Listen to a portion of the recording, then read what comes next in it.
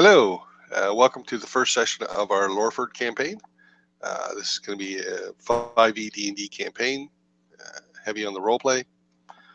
I'm going to let the players introduce themselves, tell us maybe a little bit about the character they're playing, and then we're going to start the session and show, don't tell kind of thing. All right, so I'm going to go just left to right on my screen. So Aaron, you're first, so tell us who you are and who you're playing. My name is Aaron Van Sock, and I will be playing Lindle Wylocke, who is a rogue using the inquisitive character archetype, and he is the greatest detective in the world, at least in his mind. Though nobody really knows what a detective is, so. Cool. Okay, Andre, you're next.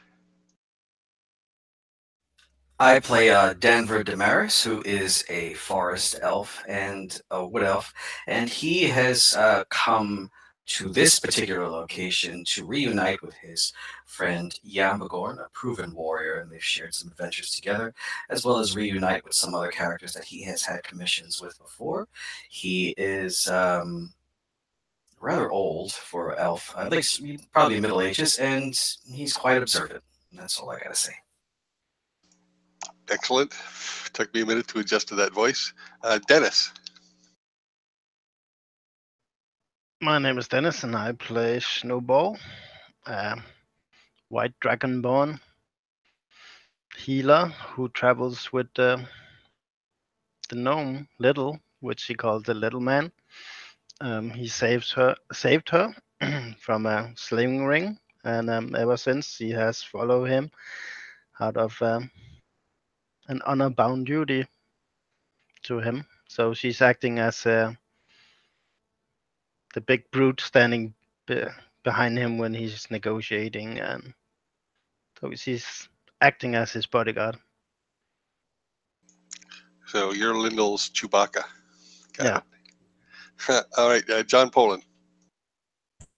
Hi, I'm John, as Rob just said. I'm playing Dolan Orath II. I'm the third son of a minor noble. I'm a small fishing village to the southwest on a town called Portsmouth. That's about all you know. He's a master of the arcane, a sorcerer supreme in his own mind, and he has joined the group to deal with anything that is beyond their knowledge, as they're not one of the few that can actually deal with that type of stuff.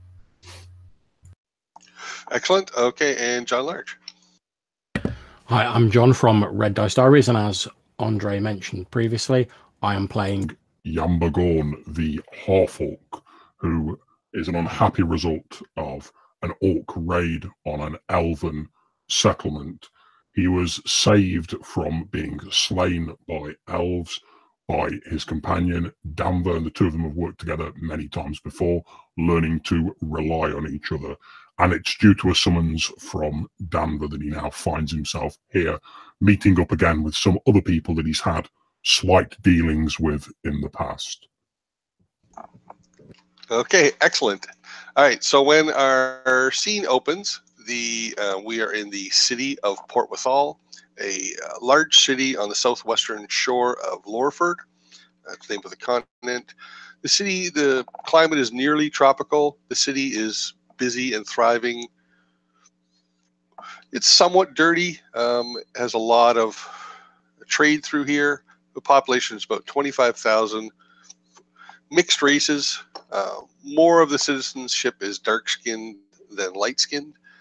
And we're going to start in the Mermaid's Tail Tavern. This is a 3-story building, although the main floor is the second floor. The Mermaid's Tail Tavern is denoted for its very large tavern. It's right near the docks. A lot of people hang out here. It tends to be very loud and smelly, but it's a popular gathering place. The sign outside is half of a mermaid's tail, just the back half, with a fish, with a knife stuck in this fish tail. Inside In one of the side rooms, slightly less smelly than the main room, Lindle Wylocke has asked the owner of this establishment, Hamish Rotgut, for a bit of a side room so he can have a little bit of privacy. Lindle is sitting there with his close companion, Snowball, and has gotten word out to the other three to join them here. So that's where we're going to start. So Lindle, if you want to describe what your character looks like sitting there beside Snowball, and then we'll go to Dennis, and then the other three as you come in. You've received word to meet Lindle at this tavern. So go ahead, Aaron. So Lindle has as it's the table itself is made for larger or medium-sized patrons. So being a gnome, he is currently taken some books from his bag, and he is sitting on top of several books in order to be level with the table and be able to keep everyone in sort of look everyone in the eye. He is sitting in his preferred place, which is sort of the corner of the room, so that he can watch everything. He's about a middle-aged, nearing middle-aged forest gnome with sort of the more exotic features. His hair is already sort of white with sort of gray roots. The eyebrows are defined and go well beyond the line of his face. His ears are a little pointed, and he's wearing sort of a long coat and a wide-brimmed hat with some gray feathers stuck into it. And he is sitting there with a piece of parchment that is the seal recently broken. Excellent. Okay, so sitting beside you is Snowball. So Snowball, tell us what you look like. She's a dragonborn, the white scales. Currently, she's in as little clothes as she can get away with. So she has a loose shirt on her chest and somewhat of a dress, and she's barefooted, and she's sitting all like ladylike, on like when you do on a lady's saddle. Is that the name? Well, she's sitting sideways because the chair doesn't accommodate her tail. She's not feeling super well. She's not that good with the warm climate, so she has several glasses that had been water in. She's using to either drink or pour over her feet just to cool down a little bit. And her tail is flickering, annoying behind her. It also bothers you that Hamish can't even get water right. There's a faint fishy taste even to the water you're being served. Okay. This goes along with the fishy smell in the tavern. Then the more water is poured on her feet instead of drinking. Okay, so who would like to arrive at the tavern next of the three of you remaining?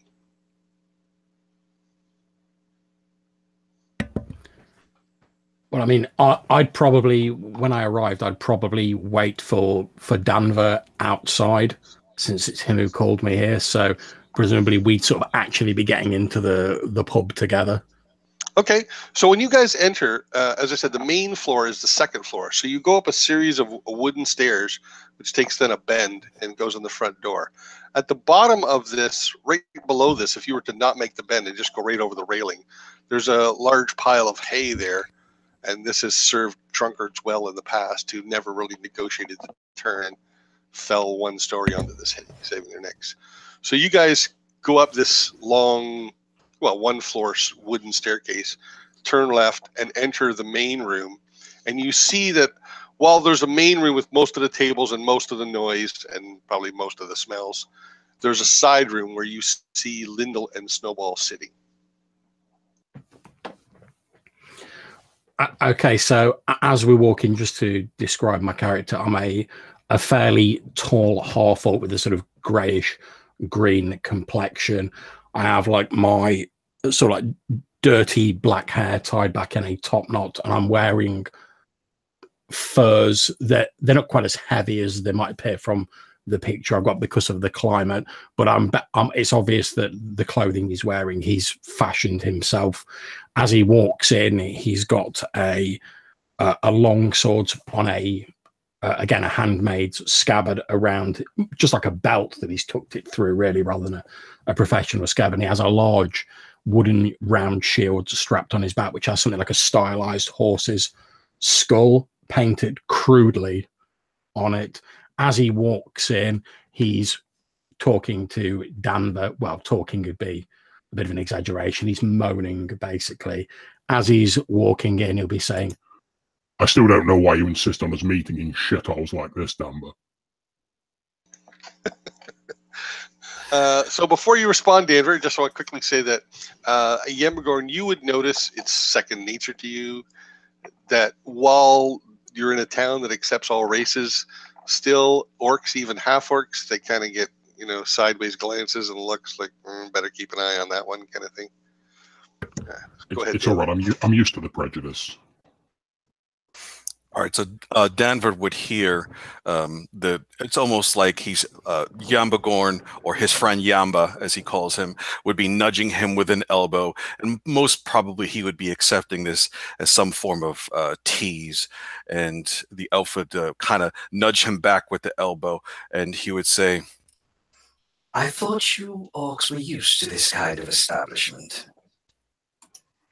Well, I'd much rather be sat out in the forests rather than in this reeking place, this shack next to the waters. Fear not. We're here to meet the gnome. That is all. When he establishes our business, we will see what we can do, and from there, the battle will find us. Very well. All right, so you join the other two, Lindle and Snowball, at the table. As you sit down, the fifth member of your troop arrives, Dolan. So Dolan, describe your character for us as you make your way through the room to join them in their little side room. So before anyone sees Dolan, you can hear a slight ruckus outside the door, and you hear, "Good God, man, have you ever showered? Back off and move down out of my way. I'm coming through here. Can you not see how powerful I am?" And I think this will probably be the point where I'll sort of go, well, it sounds like Dolan's arrived.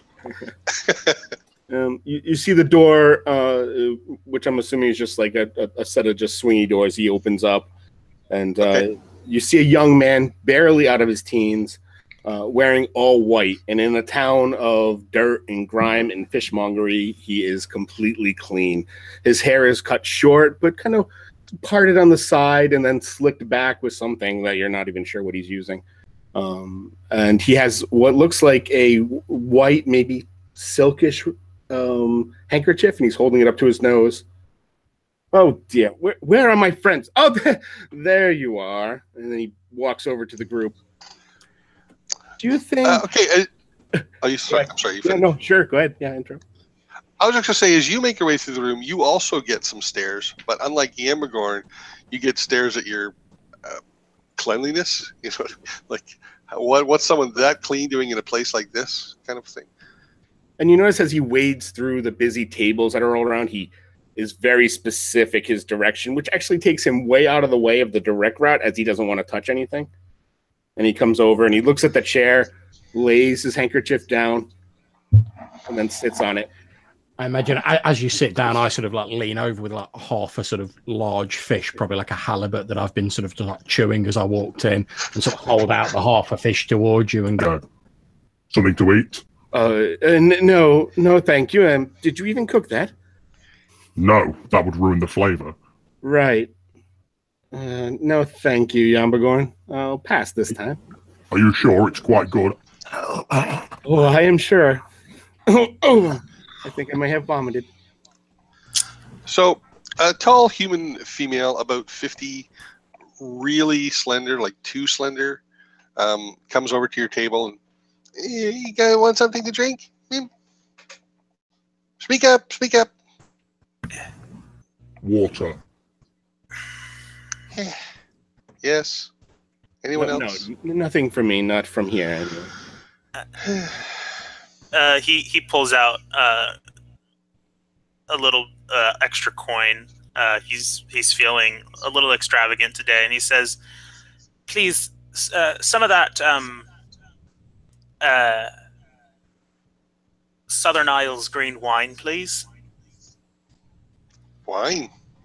Yeah. She walks away, kind of chuckling to herself for her own reasons. No, Snowball looks at Lindle. You know, what they call wine here isn't what you're thinking about when you think wine. Well, the green wine's always good. It's imported. It's why you spend a little bit extra for luxury and for, well, not getting the cramps the next day. Well, maybe next time we could spring for a better inn. This will suit our purposes fine. So he looks. Speaking of which, he looks around the table and he says, "I'm so glad that all of you could make it to this meeting. You've all been of great help to me. Of course, Snowball is my constant companion, and Yambagorn and Danvur, you were completely invaluable in that Grimwood affair, and of course the good master wizard here was a great help in my investigation at Arvon Tower. So it only seemed right that when a bit of a lead came my way for a task, I thought I would, well, perhaps reward you all for all of your good work with there might be a venture for us."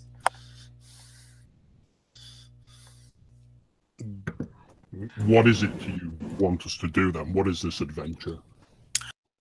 Well, so I was not long ago. I was in the town of Burnsley, sometime north of here, 2 days travel, and I helped out with an affair of the local Shree's daughter being having been kidnapped, and I found her, and I recently I made acquaintance with an apothecary there.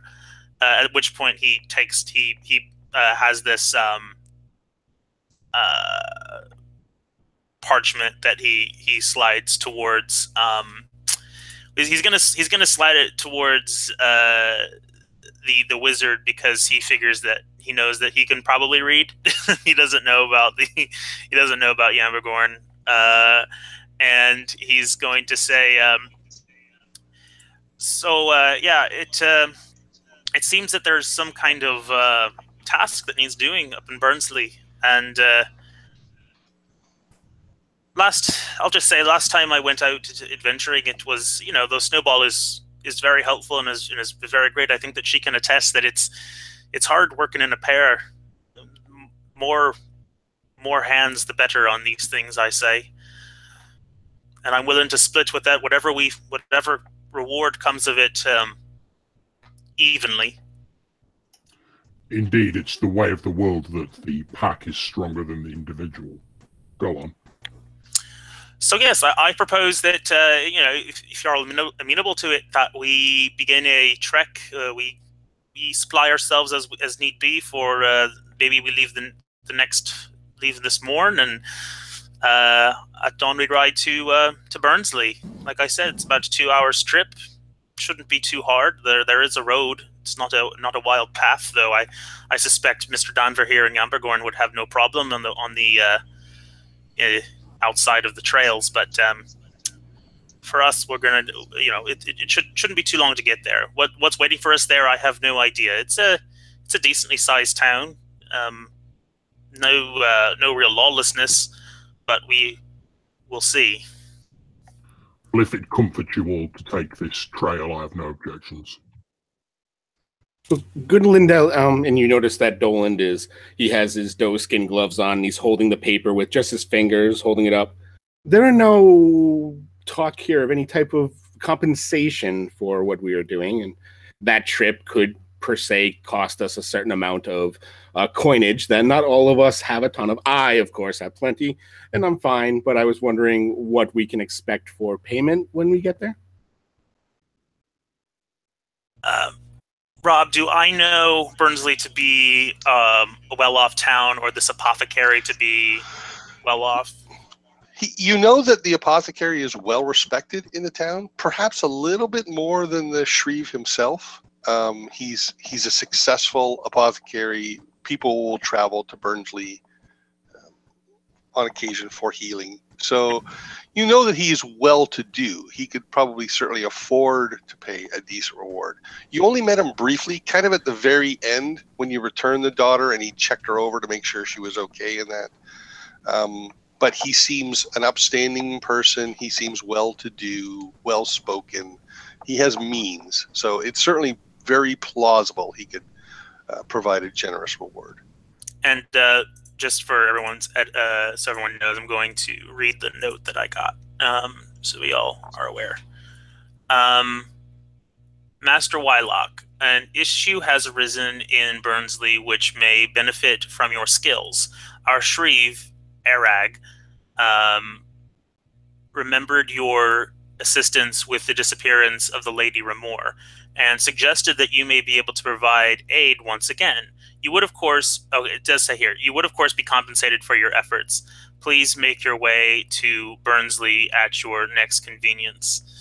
At which point I take the letter from Dolan and I say, I'm sorry, you said no compensation. And I take the letter and I say, oh, it seems that there's a bit of a fish oil here. Smudged the part about compensation, and I kind of give a side eye to Yambagorn. But yes, we should be well compensated. The apothecary is a well-to-do man. He gets business from all over Lorford. So I can guarantee that this will be a profitable venture for all of us. As the conversation about money is going on, I reach inside my pouch and take out 2 extremely grubby silver pieces, and I just sort of slide them across the table towards Danvur, and then say, "There you are. You win. I thought it'd take him at least 5 minutes to mention money." Told you. Your waitress shows up with a bottle of wine, and she tells you that it's 1 gold, which is probably the most expensive drink in this place for this bottle. I flick it towards her. She thanks you, and she gives you a smile, and it's not an attractive or appealing one.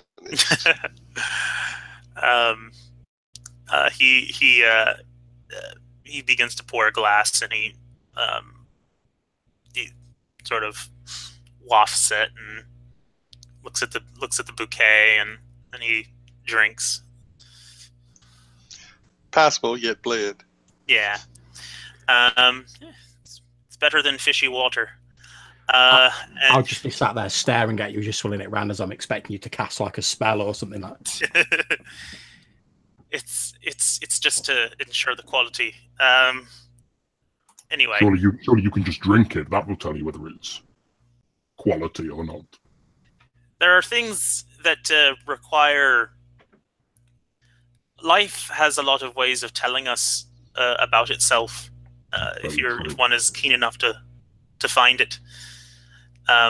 Observation, the details are everything. So he says, so I'm assuming that this is amenable to all of you. I think Snowball and I will be leaving at first light to get there. Does this seem fair? Danvur looks at Yambagorn and says, "That is fair." I take out I sort of draw my sword, place it on my palms, slice it along my palm, so there's like a cut with some blood dripping down my hand, and hold it out on the table. and then say, "Very well, you have my service until this endeavor is complete." That wasn't necessary, but thank you. I appreciate it. I know that means a lot coming from you. Dolan clearly fades his skin. He pales, seeing the blood. He's like, "Oh, good God. Yes, anything that gets us out of this town temporarily, I'm in. Especially if there's payment. I'll be outside." And he gets up and he hurriedly starts to leave. Then comes back, grabs his handkerchief off the chair, and then runs outside. As Dolan leaves, Danvur slides the 2 silver pieces back to Yambagorn, and he says, I told you he would leave first. And I take the 2 silver pieces back. Okay. So you guys have mounts. They're not war mounts, but you can say you don't if you would rather. But you have mounts that you would have been paying probably a couple of copper pieces a day for them to be kept in a stable for when you don't need them. It's a 2-day ride, not a hard ride, an easy ride, 2-day easy ride to Burnsley. It's probably a little longer if you walk. So unless we're going to say that you top up your supplies for the day, for the trip, and the next day you guys all meet again, unless there's something specific you want to do to head out of Port Withal. The next day, Snowball will try to see if Yambagorn's hand is bandaged, or if it is, how does it look? Is it infected since he cut himself in that nasty wound? No, it looks fine. It doesn't even have a cut on it anymore.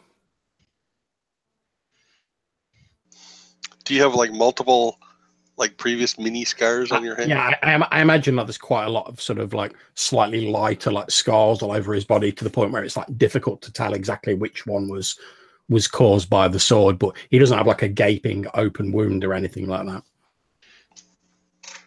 All right. That is amazing, she comments to Lindle. The regenerating of the orcish races. This is true. They're very hardy people. You're a very hardy person, Yambagorn. Indeed, it is a hard world, and to survive it, one must be harder still. I like our chances getting to Burnsley. Yeah, you've made the trip before. You know that while there are occasional threats on the road, at least this stretch tends to be fairly safe. So we're going to jump to, you're at the town gates. This isn't a walled city. You're at the fringe of the town. You're all on your mounts. You can describe your mounts, and we'll go from there. And as we progress northeast out of Port Withal. I imagine mine's sort of like a larger, almost like, like the Shire horses they have, just to like hold his weight. So it's like a sort of quite a stocky sort of horse, just in a sort of dull brown colour. But I'm quite comfortable with riding it. Any of you guys can see, if you look around at Yambagorn, that he's obviously ridden before. He seems quite at home in the saddle. Sure. Lindle, what do you have? A pony? A horse might be a little large for you. Yeah, if not a pony, then I might ride. Well, I mean, is there a horse big enough for Snowball? Sure. There's draft horses. Yeah. So yeah, if not a pony, then I would probably ride with Snowball. Okay. Yeah, just to conserve, resources. So I'll be on a horse with her, as we are accustomed to doing now. Okay. So jump in if you guys want to describe something, take some action. You head out northeast out of Port Withal. It's warm. It's late summer, almost fall. Still pretty warm, sun in the sky. And as you start making your way out of the town, you get for about a few miles, and where the buildings get thinner and more sparse, you see a large stretch of fruit groves to your left. It would be the northwest, and beyond that you can see the ocean, Although the further you travel on the road, the further you're getting away from the shore as well. So these fruit groves are mostly vineyard type, acai, genep, gac fruits, things like that. You ride for several more hours. You frequently pass traders and travelers moving into the town. But the further you go, the less that happens. Little side roads run off to farmlands and other areas. You continue on, and then you come to a decent-sized forest on the left and grass and trees on the right. The forest perhaps might make Danvur think back of home, but he knows this isn't a forest. It's certainly not one of the 5 great forests. And while there might be a few elves living in the forest, this isn't one that has any known elf towns or anything like that. Eventually, after traveling for most of the day, you come to a river crossing. This river varies in width. Where the bridge crosses, it's a pretty sturdy wooden bridge. It's about 30 feet across, but the river in places can be more than 100 feet across, and eventually it leads out to the ocean, which is the Sea of Summer. You cross this bridge, and you come to a most interesting place. Lindle might even mention it before you arrive, but the road passes right next to something called the Garden of the Gods. And the Garden of the Gods is a field of flowers, but the flowers are massive. The flowers are 10 feet tall on average, with stalks 2 feet across. The garden's flowers are tended to and harvested by some of the locals who use them for medicinal properties and other reasons. You can see a large tent and a couple of small tents at the near the roadside of this garden. 3 women approach you. They're rather frantic, or they've definitely got looks of concern on their faces, and they come running up to you, and they're like, you must help, please come help. And they're kind of tugging on your horses or your pant legs, leading you towards this garden, which is about 100 yards away. You can see the start of it. Dolan throws some coppers at him. Be gone. Here you go. No, please, we need your help. My daughter and I just shoot him a bit of a look as these coppers clatter to the ground, and then just slide down off the side of my horse and say, "What is your problem? What is the issue here?" My daughter, Eliska, she's trapped in there. Flen went in to help her, but he hasn't returned. I worry for both of them. She points into the depths of this garden, and it's, as I said, it's almost like a mini forest. These flowers are about 10 feet tall, and the stalks are as thick as tree trunks. And they're not in neat rows or anything. It's a rather blend. I would like you to make me a perception check. This is listening, if it matters. Okay, so let me check my ability. Perception. Okay. So that is a 14.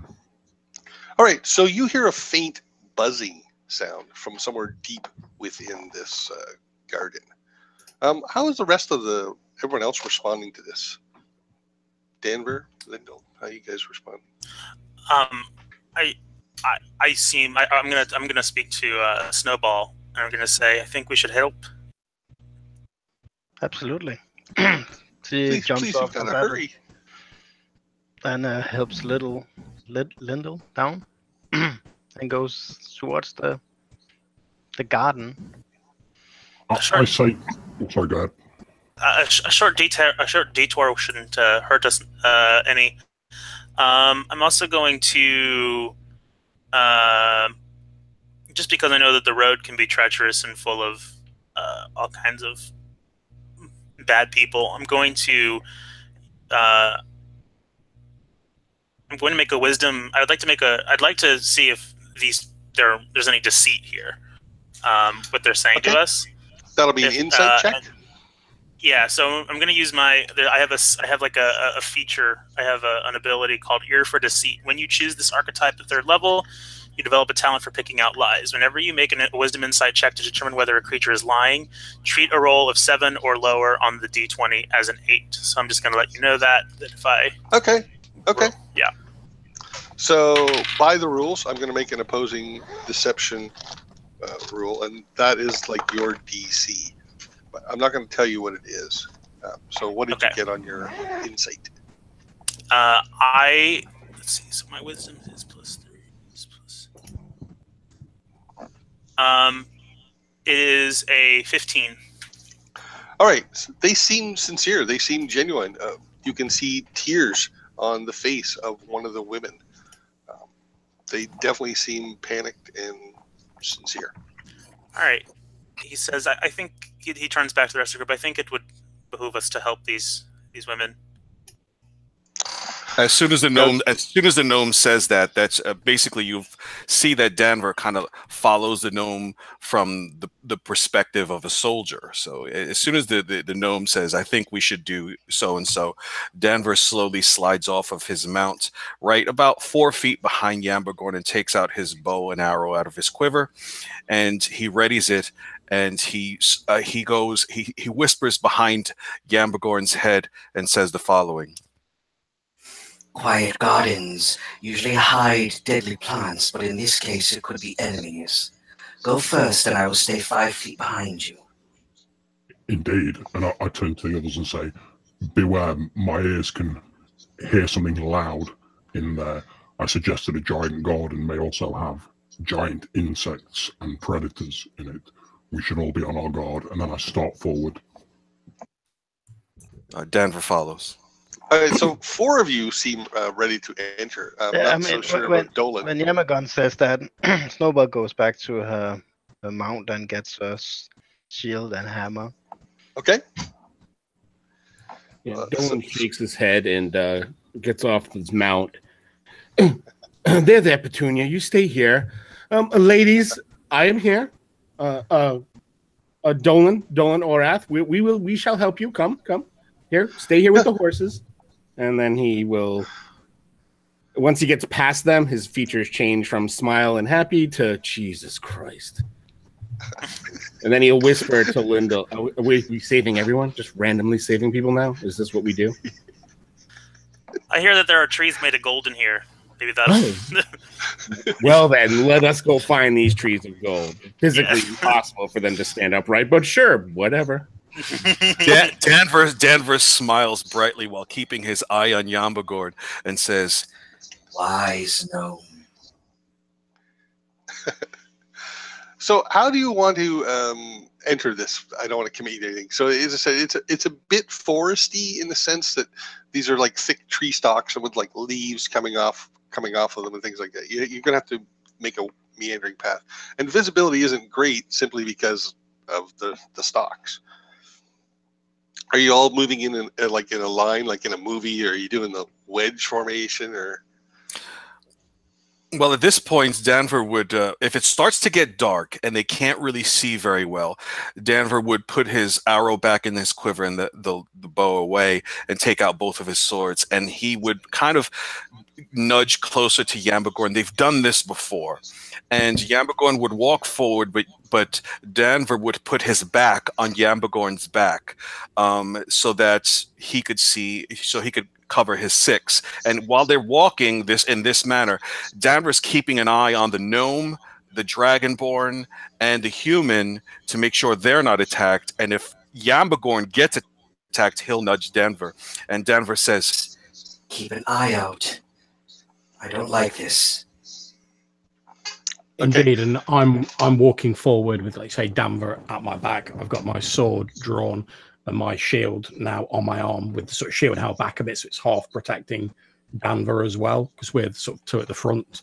And as I'm going, I'll be looking, given my affinity with nature and the time I've spent in the wild, I'll be looking around for any sort of telltale signs of any potential danger, broken foliage, etc., as we move forward. Okay, excellent. So it's not dark in here, but it is very, very shaded. It's a sunny day, but the flowers have thick, wide blooms that make it very shadowy inside. There's occasional gaps, but you get the idea. I'm going to say, Yambagorn, you don't have to roll. You can see faint paths through here after all these flowers are harvested fairly carefully for the medicinal properties, so they don't want them destroyed, but they would certainly have paths and routes they follow.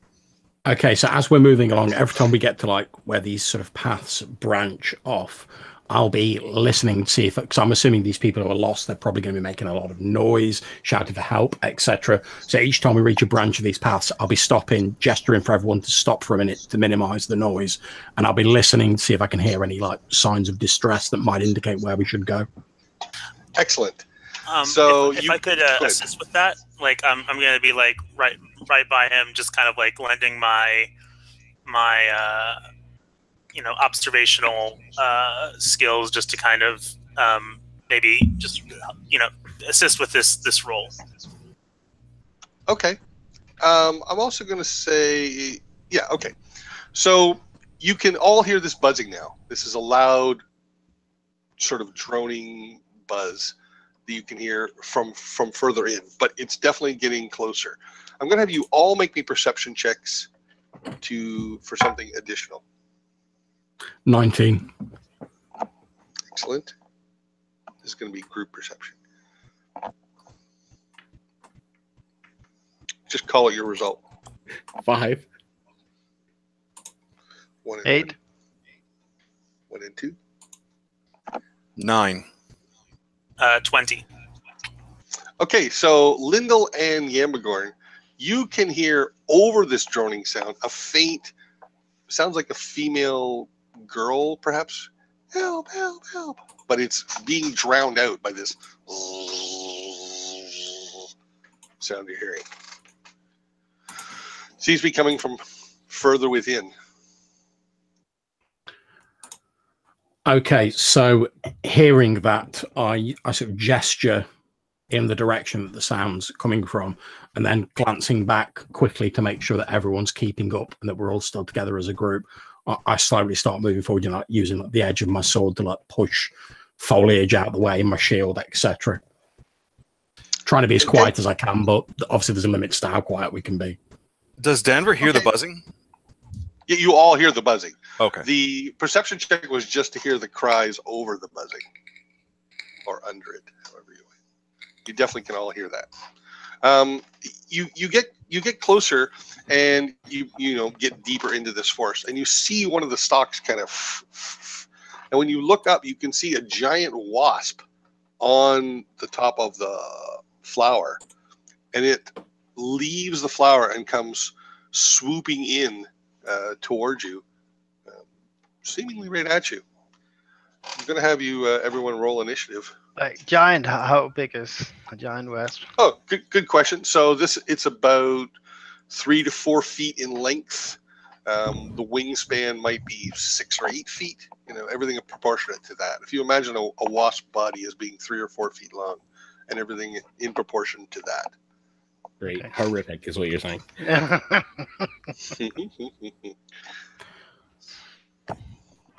So yeah, guys, go ahead and roll me some initiative.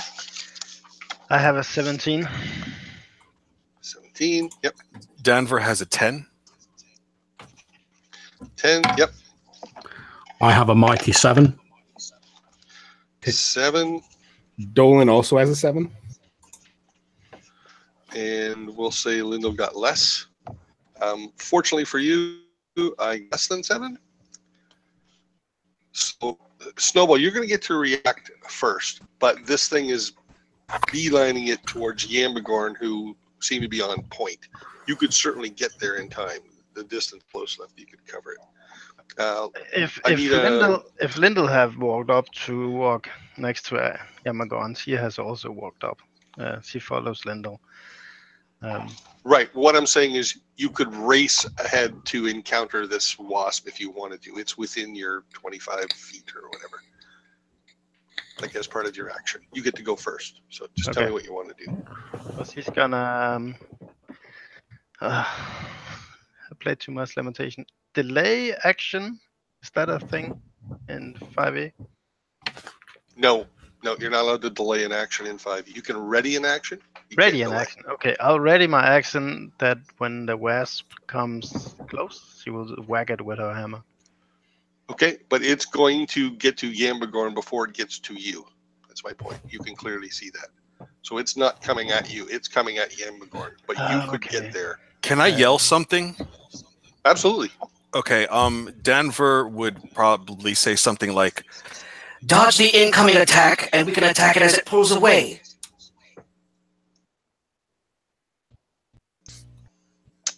Works for me. All right, so we're going to say then that Snowball, you're readying an action. Yep. Danvur, I have you as next. So it's making its way. It's zipping its way down towards Yambagorn. What do you want to do?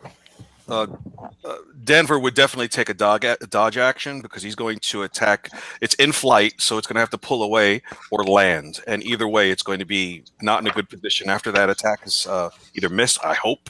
So Danvur will... you take dodge he will take his hand, pat Yambagorn 2 times on the outside of Yambagorn's side, which would symbolize the dodge action as being taken, and he would roll, not an acrobatic roll, but just roll as a dodge action away from the center of battle. Okay, so any attacks made against you this round will be at disadvantage, and you have advantage on your dexterity checks. Yambagorn, you are next. This creature's coming in at you. It turns, you can see in mid-flight, it kind of bends its body to try and pierce you with its stinger. But that's not going to happen before you go. Okay, so what I'm going to do is, as it comes in with its stinger, I take a step to the side, holding my shield up in front of me, not like a full dodge or anything, just a step to the side. And I'm going to try and catch its stinger on my shield. And then as it sort of like takes the shield back, slice it with my sword. Swing away. Okay, we'll do. AC is 12. Okay, well, I've rolled an 11 without my modifiers, so... It's a hit. Your proficiency is at least 2 at this point, so that's 13 already. So you strike it. You can describe... do some damage first, then I'll... Okay, that's 8 points of damage to it. All right, so you wound it. So some ichor comes out of it. Yeah, so I imagine as it comes in, its stinger sort of strikes my shield. I sort of roll back with the force of it, then sort of allowing it to go back a little bit. I hack into the side of it with my sword, and like you say, this ichor sprays all over half of my face. Okay.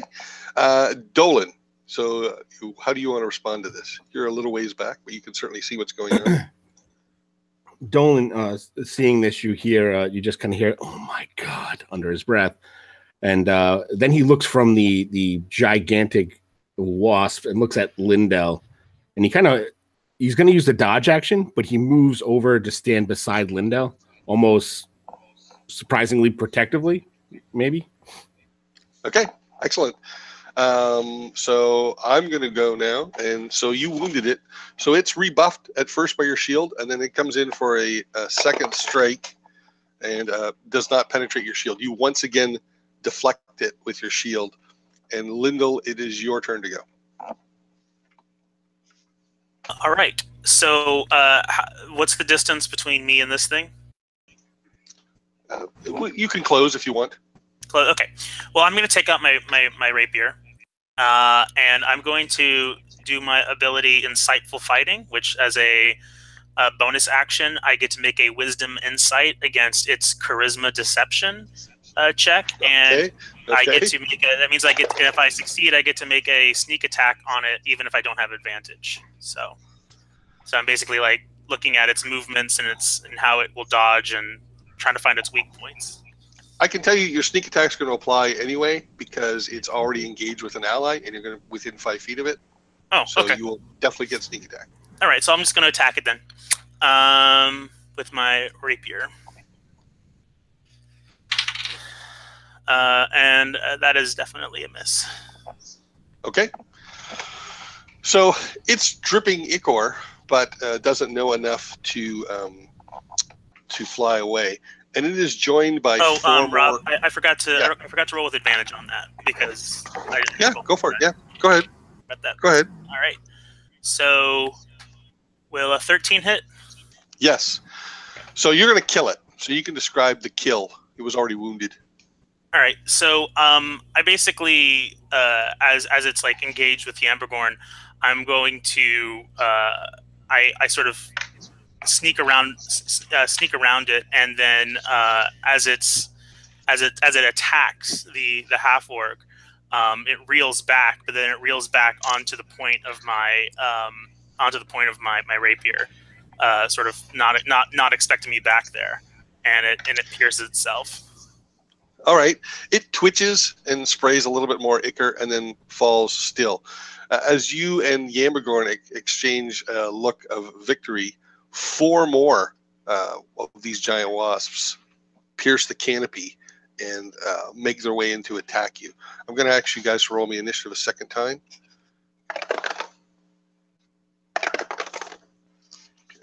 $18. 18. Yep. 18 as well. Excellent. Danvur rolls it. Okay, sorry. Sorry about that. 21. Got it. Danvur rolls a 12. Okay. I also rolled a 12. Odd and weird. Excellent. So, Lindle, you're going to get to go first. So, four more of these things are coming down to menace your group. You're muted. All right, and they're sort of in the air. They're aerial. Yeah. Okay. Let me see. Just want to see the range of my hand crossbow. See if that'll do. 2060. You got. You're fine. I'm fine. No Okay. penalties. So I'm going to take up my my hand crossbow, and I'm going to shoot at one of them. Go for it. Closest one. Yep. AC is 12. All right, and I got 12 exactly. So Hit.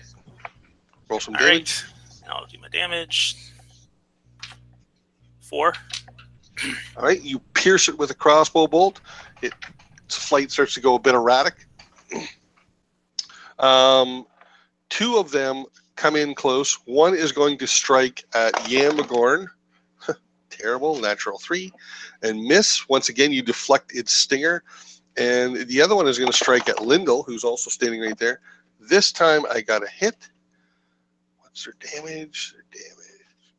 So you take 5 points of damage, and you have to make me a Constitution saving throw, please. Okay. Need an 11. Yeah, I made it. I got a 17. All right. You're going to take another 5 points of poison damage. How? Okay. From these wasps. So 5 piercing and 5 poison. And they continue to menace you, and I have Snowball is going next, then Yambagorn. Okay. She's gonna yelp out, and when she sees that Lindle is stung in the leg, and let out a little curse because he's always throwing himself in with that little rapier of his, getting hurt.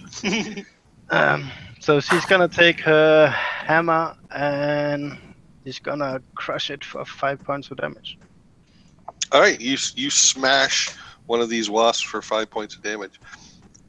Definitely doesn't seem to respond well to that. Yambagorn. So there's now 4 of these things buzzing in the air, attacking you and your companions. Okay, so the one that Lindle's already injured that you described is sort of like flying erratically. I'm just going to take a step in front of Lindle, putting my shield down to sort of like protect him. Then as it's like, I'm just going to attempt to like cleave it in half with my longsword. Cleave away. Okay, that's an 18. Hit. So that is 9 points of damage to it. That's what it had left. So describe your kill cleave. Okay, so like I say, I step across, I put my shield down a little bit so it's covering as much of Lindle's body as I can, and then just with the sort of like the backhand swinging my sword around, I splice this already injured wasp and it just falls to the ground in 2 pieces, a little puddle spreading out from it. Yeah, the ichor is kind of unpleasant, but I mean that probably doesn't bother you. So there are 3 of these giant wasps left still attacking. One is injured, and it is Danvur's turn. All right. So at this point, when Danvur had said, "Everybody take the dodge action," or dodge, or get out of the way, so that we can get this thing as it passes by us as a form of tactics, and nobody listened to him whatsoever, he just basically goes, No strategy it is then. and he will. Didn't really expect me to dodge, did you? I'll say as I'm hacking away. So he'll take his 2 swords. He's not going to take any movement action, but if it's okay with you, Swamper, he's going to resheath both swords and take out his bow and arrow and start attacking from ranged at the closest wasp. Yep. Go for it. The closest wasp to Lindle, who he's obviously protecting because that's where the commission is coming from. So he uses a bonus action and establishes Hunter's Mark on the wasp that is near Lindle, and he then makes his attack with his longbow. Everything he says fine. Just keep in mind that the wasp's position is in flux constantly because they're not just hovering in one spot. Right. He'll just do his best to estimate which is going to be the one that's going to hurt the gnome first, and he'll roll. I have an inspiration that I will use because I rolled a 6 and a 13, so I'll use the 13 to hit, and then I'll roll the damage for that and Hunter's Mark. So 5 piercing damage, and with Hunter's Mark an additional 4, so 9 hit points. Nice. So you do a pretty serious wound to this wasp. It sort of erratically kind of flies, dripping ichor. But there are still 3 wasps menacing you. Dolan, how do you want to respond to that? Dolan is whispering to himself. There's a sense of fear coming from his voice.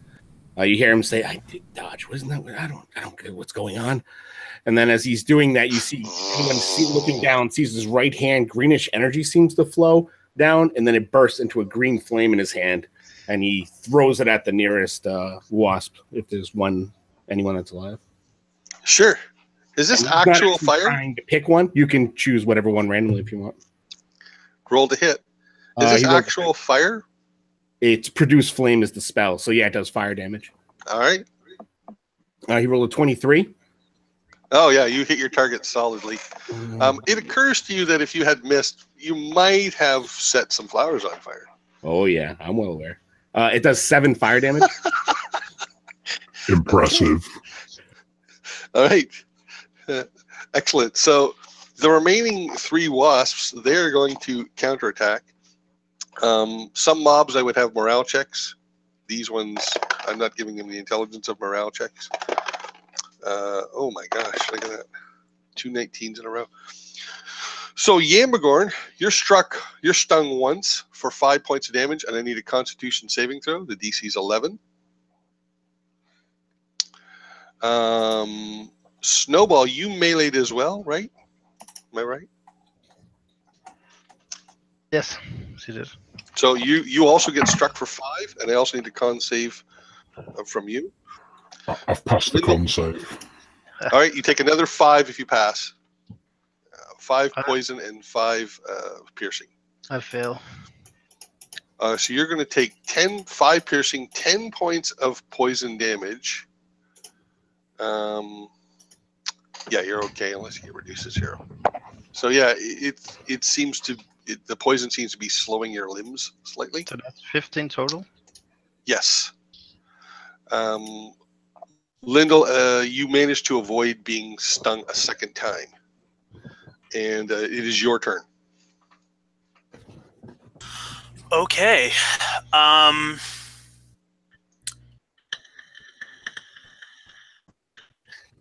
He is going to... so the one that hurt Snowball, even though he's not feeling too great, he feels a need to protect Snowball. So he's going to... Ignore Snowball's advice. Use the raging.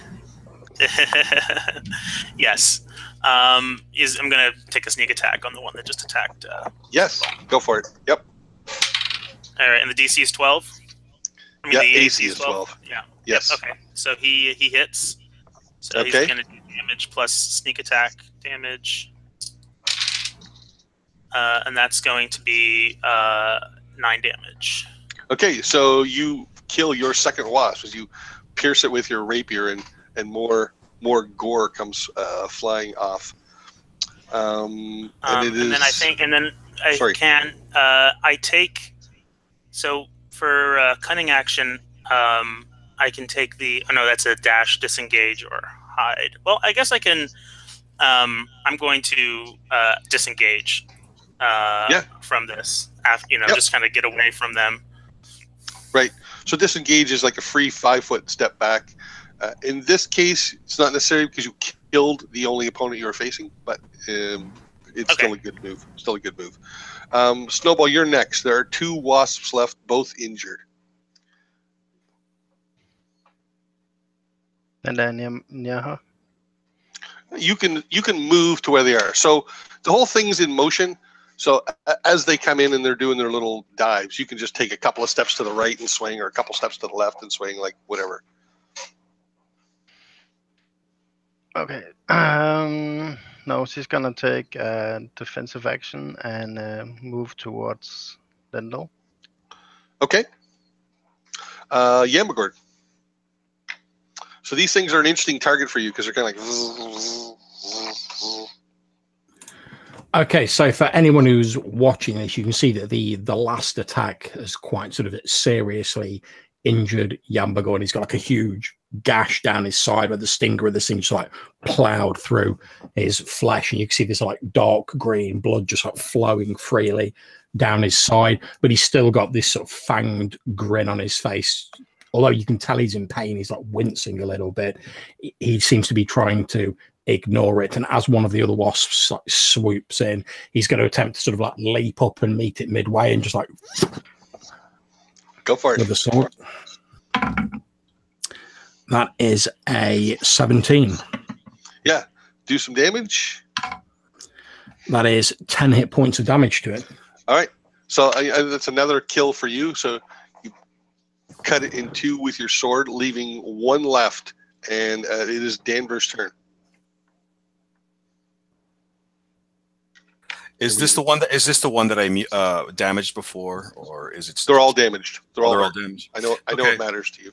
Okay, so what I'm going to do is I'm going to put my bow and arrow away, and I'm going to assume, I don't know where is the wasp in relation to me? Is it high, low? Yeah. Okay, all right. You can just take go 10 feet in this direction and get a swipe at it, or 10 feet in this direction. Okay, so Danvur's going to see one of these large flowers, and he's going to step back and then run up the flower, turn around, and strike with both of the blades as he unsheaths them in the middle of the air and stabs the bug. Excellent. You can have an inspiration point for that move. All right. I like that. Run up the flower. Roll to hit. You're muted.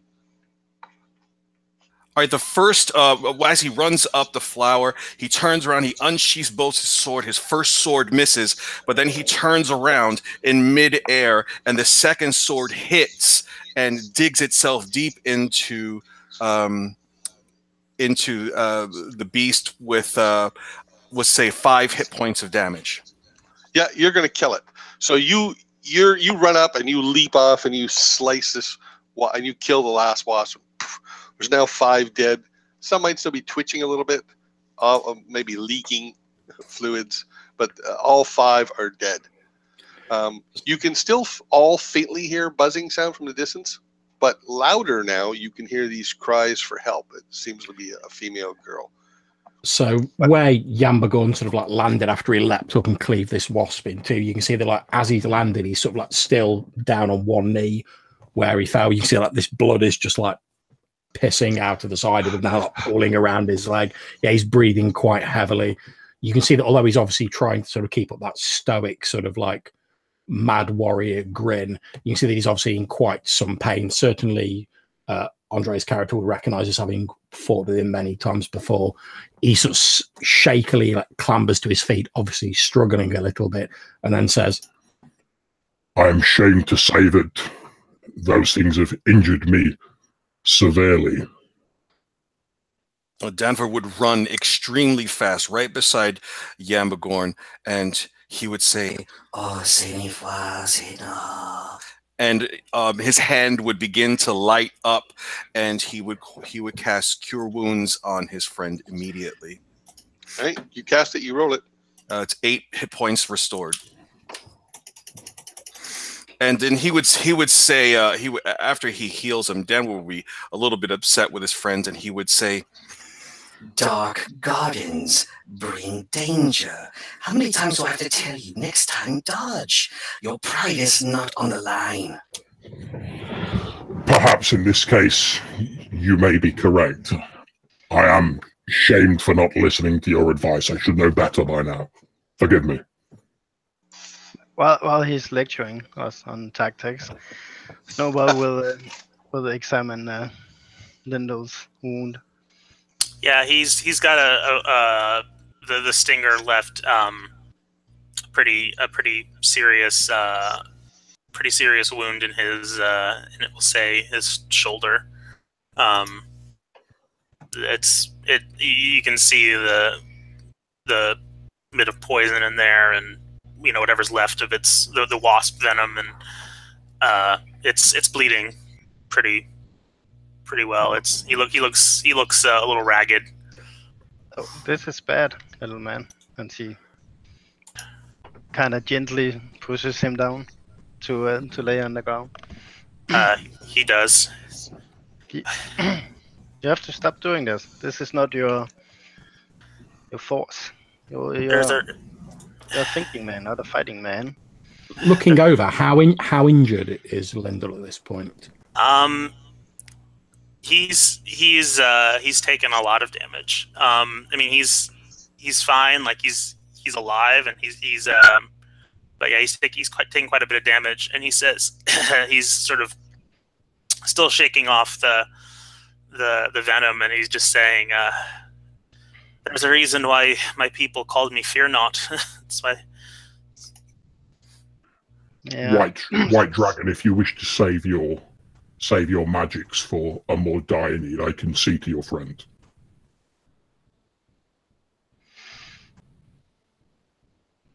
Well, he's pretty injured, right? Yeah. I mean, yeah. She will put her hands on his shoulder and smiles to him. I'm gonna count to 3, and 1, and then she pulls out the stinger. and And she will channel divine energy and restore 10 hit points to him. Okay.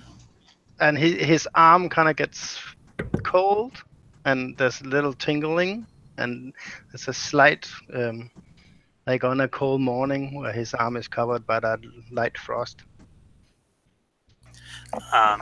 He feels relieved by the comfort, and he says, he sort of sits up with this, and he puts a hand up to Yambagorn.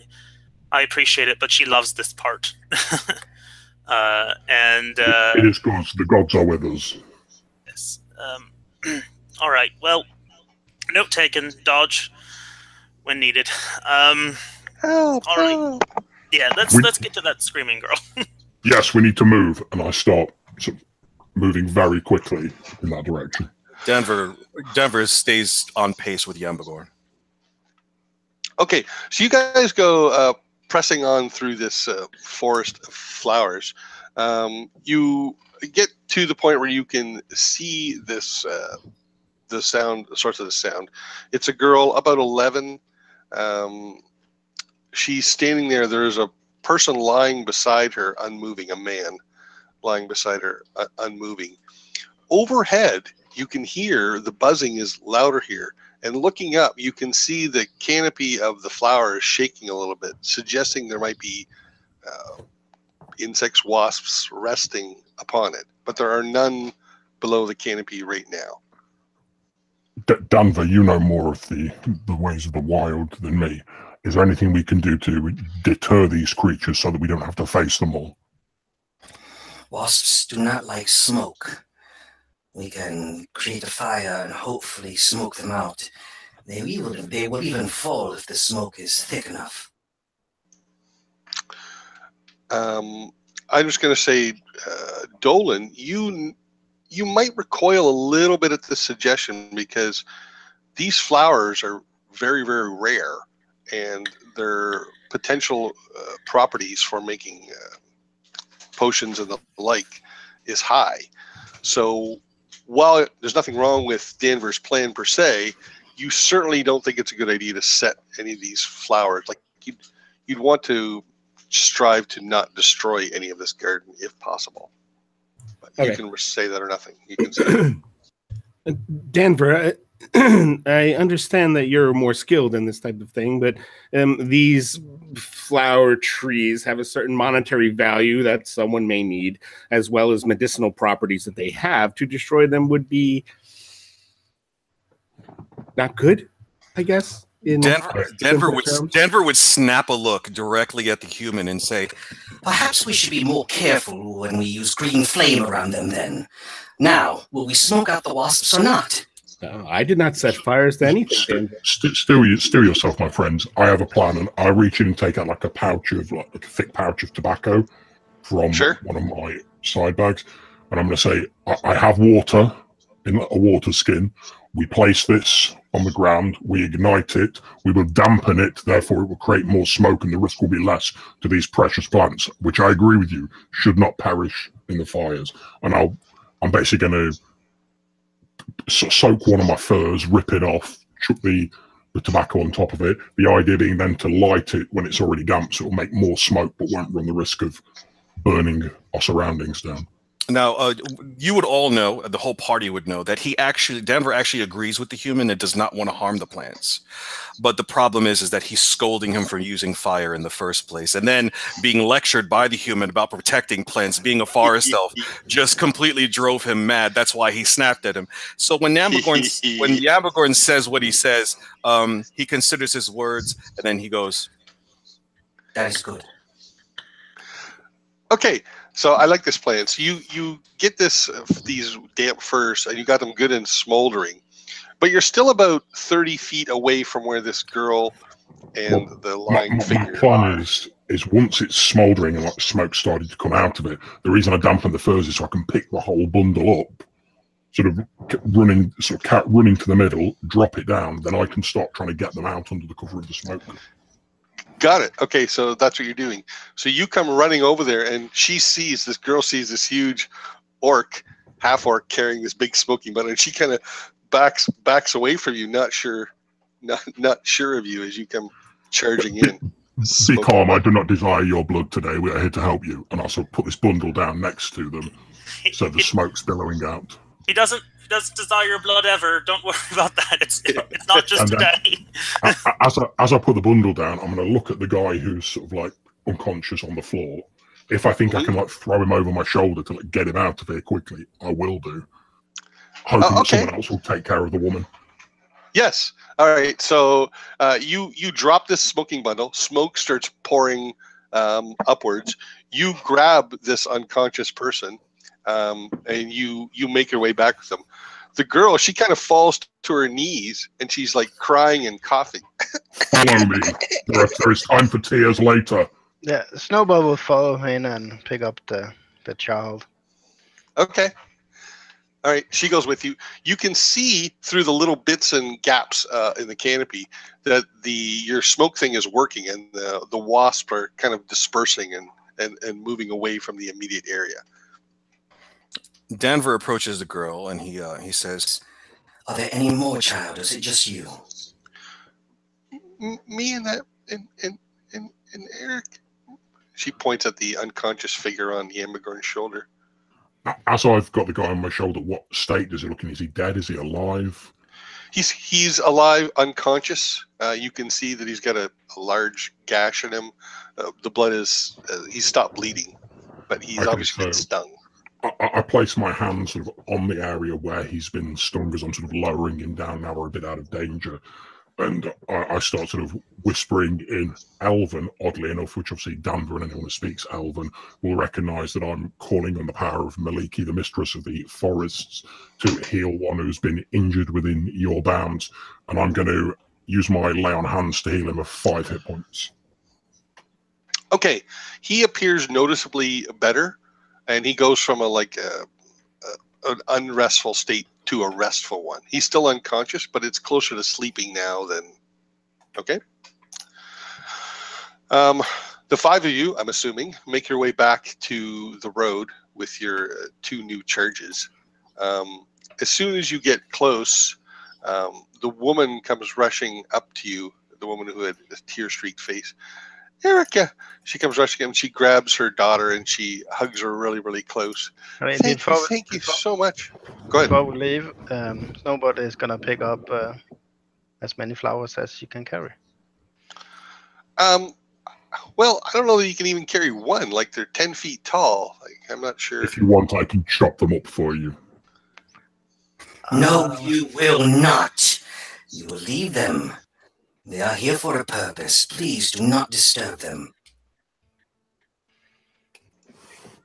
Very well, then I trust you don't object if I take other tokens. I'm going to start chopping the stingers off the wasps with guild. Do you suppose the healing properties are in the sap? Most of the healing okay, but most of the healing, you can do that, yeah, but you're going to damage a flower. I mean, I guess you could stab one and cut something out of it if you want. Would I know how to extract the sap as a forest elf? Would I know how to help him for what he wants? You might know some basic harvesting techniques, but these kind of flowers are not known to you. And you would also know that from the raw ingredients, it probably takes several steps and maybe several days or weeks to turn them into, a functioning medicine, other than the real basic stuff. All right, so if that's the case, then Danvur would turn to Snowball and say, Lady Snowball, the labor to harvest the sap is more than we have with time. Perhaps we can return here, and I will show you how to procure the sap. One of the other women, not the mother, she comes up to you and she says, well, thank you so much for helping her and her daughter. You didn't have to do that. I'd like to give you this as a thank you. And she hands you a flask, which is a pretty large, bulbous flask. It's got wooden wrap at the top. And she hands it to whoever was carrying, I guess it would be Yambagorn, since you were carrying the daughter. She hands it to you, but she does it at maximum arm's length. She doesn't get any closer to you than you have to. Yes. What is this? It's for healing. At which point? Thank you. At which point I hold it out towards Snowball. No, she takes it. Okay, you have a potion of extra healing. And I'll be dropping the stingers that I've severed from the wasps we killed into my pouch or something similar. I'll make sure they're wrapped up in furs so they don't accidentally sting me or anything.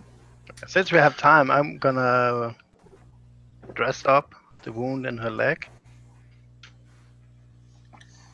Oh, okay, I'm going to suggest you guys might want to spend the night here or nearby. There's already a few tents. You guys certainly have bedrolls with you in your gear. And you've traveled most of the day. There's only about an hour of daylight left anyway. There's a campfire as well, a small campfire. Yeah. So maybe you could do that wound tending over the course of the night. Let's rest here. I think we can all use it. Yes, but I think one of us should stay awake at all times in case those creatures make a reappearance. I will do that. You all rest. I do not need it. Look, but before you even finish saying that, I'll be like... Okay, so you guys have a meal. You can have a short rest here, which means you can spend some hit dice if you wish. I'm good. If you want to do anything that evening, speak up. Otherwise, we're going to move ahead to the next morning. I'd like Oh, Sorry. But no, go ahead. I'd like to have a conversation with Lindle. Oh, hey, help yourself. All The right. women have their own tent that's a little away from your bedrolls, but they probably share a meal with you and the campfire. Is Lindle female or male? I'm sorry. He's male.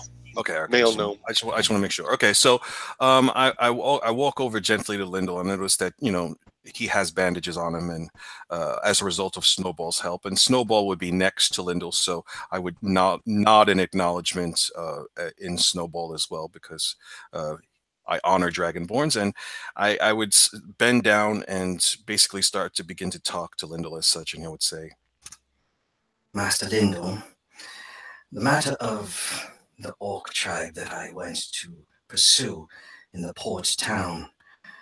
I know that in our last encounter, you had said that you would find out some research, or at least research the issue of the orcs in the port town. Have you found any information regarding how they got the armament and weapons from Port Withal in order to invade the forest Damaris? Rob, is this Sure. So you originally enlisted Danvur's help with a case, and in return, he asked you to look into something that's of interest to him, which is the source of these weapons. And you were able to conclude that the weapons probably came through here. They came down the coast through Port Withal and then moved inland from here. But you couldn't get anybody to pin down specifically this ship or this guy or this warehouse or anything like that. I just say, as far as I could tell in my investigation, they were taking the weapons down the coast and trading them through Port Withal, and though as to a singular agent, I could not identify them. They're very well hidden. They're hiding their tracks very well, which gives me indication of perhaps... Well, I have my own theories, but I shan't trouble you with them. They're too theoretical. all right, so the elf would scratch his chin, look up at the sky, and the stars would be there, and he'd look back down at the gnome and say, You have my sword and arrow so long as you help me with this matter, and perhaps even more over time. I thank you for researching this, and I will depart. I guess one important thing you may have learned is that it's definitely not just orcs. There are non-orcs in this town helping them. Okay. As Danvur's getting up to leave, I sort of tug at his leg real quick, and I say, I did learn that it's not just the orcs doing this.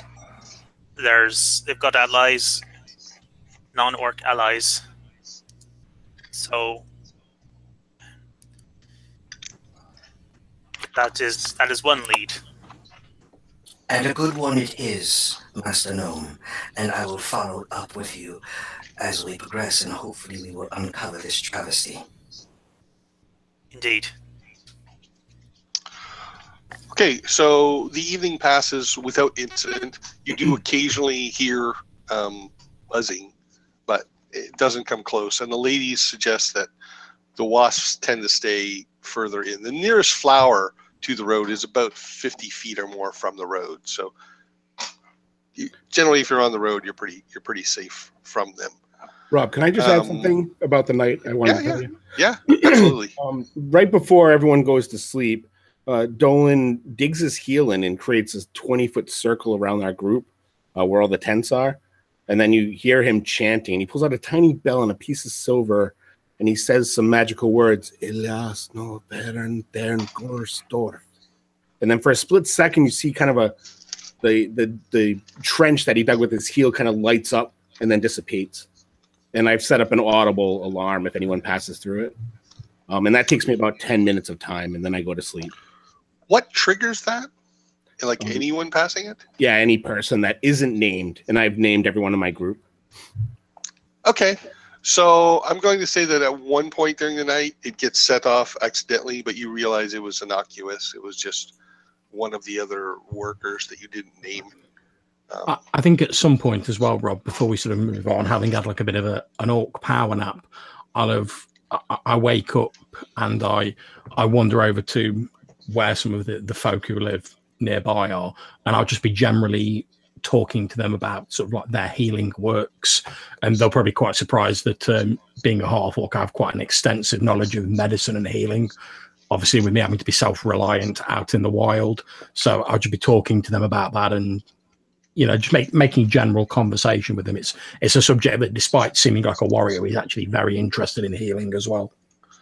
Okay, so you learn from your conversation with them that there is an herbalist shop in Burnsley that they tend to gather some materials for.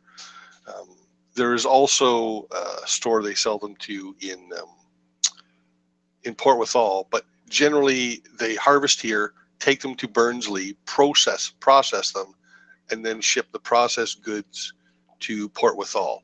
And you learn that the name of this apothecary is called Cat's Apothecary with a K.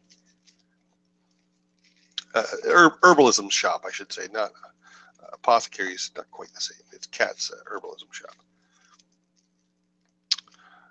All right. So the morning comes. As I said, it's a short rest.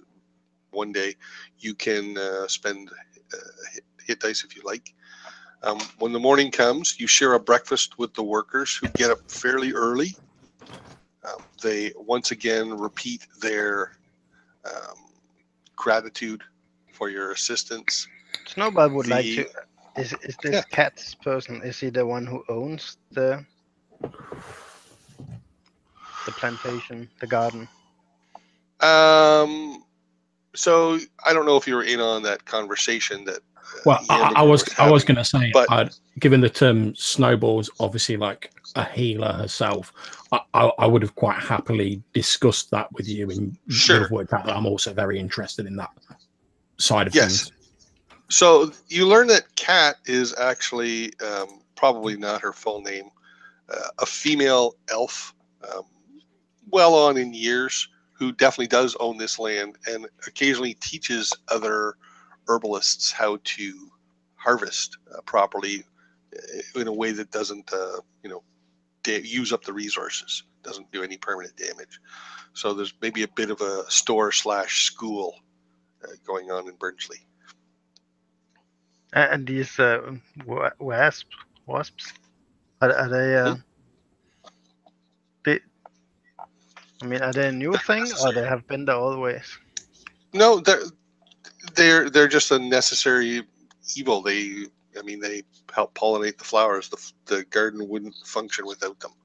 Okay. Right? They're usually pretty careful. The girl wandered in further than she was supposed to. She's only been here a couple of times. She's just starting to learn the trade. And perhaps you should educate your young more thoroughly. Yes, I gave her once I found out she was all right, I gave her a strict talking to. We're going to mark safe boundaries from now on. We normally have just adults here, but she was eager to learn. It is good for the young to learn these lessons in reasonably safe surroundings.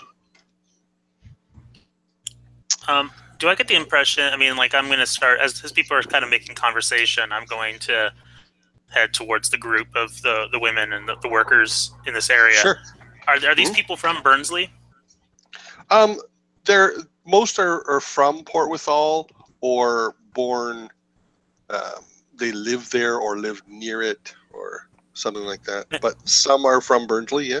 I'm going to ask around. I'm just going to kind of ask around who's been to Burnsley most recently, or who's. Okay.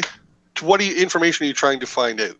I'm just going to ask if they've heard any news about Bertram Welfer, the apothecary. They all know him. They don't know of any news of them. Their opinions of him They all say he's a decent physician, but 2 of 3 of them say that he's also kind of odd. Yes, he seems a little bit strange in his ways. They don't really elaborate. In fact, when you try and get further information out of them, they seem a little reluctant to offer, to specify on why they think he's odd.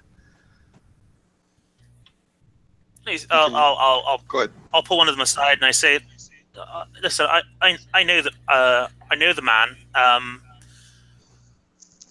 Where I have some business with him. It would help me to hear. Would help me to know what's so odd about him. Well, he's certainly dedicated to helping people, but almost to an obsession point. It's like he seeks out the sick sometimes. It's strange, and plus that leg of his, she shudders. What's wrong with his leg? Oh, it's not right. It's all. You definitely remember him having a cane and a heavy limp when you met him, but he had trousers covering them up. So. I see. Well,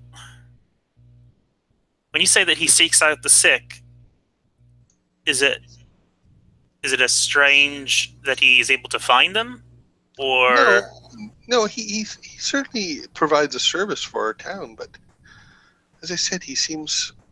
It's almost like he has no other interests. It's just, if I had someone who was unwell, I would certainly take them to him, but I don't think I could be his friend. He's just, he makes me feel. I understand. Well, thank you. I appreciate your information. Sure, that's probably the most information you're going to get out of any one person here on him. All right, so you guys pack up and leave the Garden of the Gods behind and continue your trip towards Burnsley.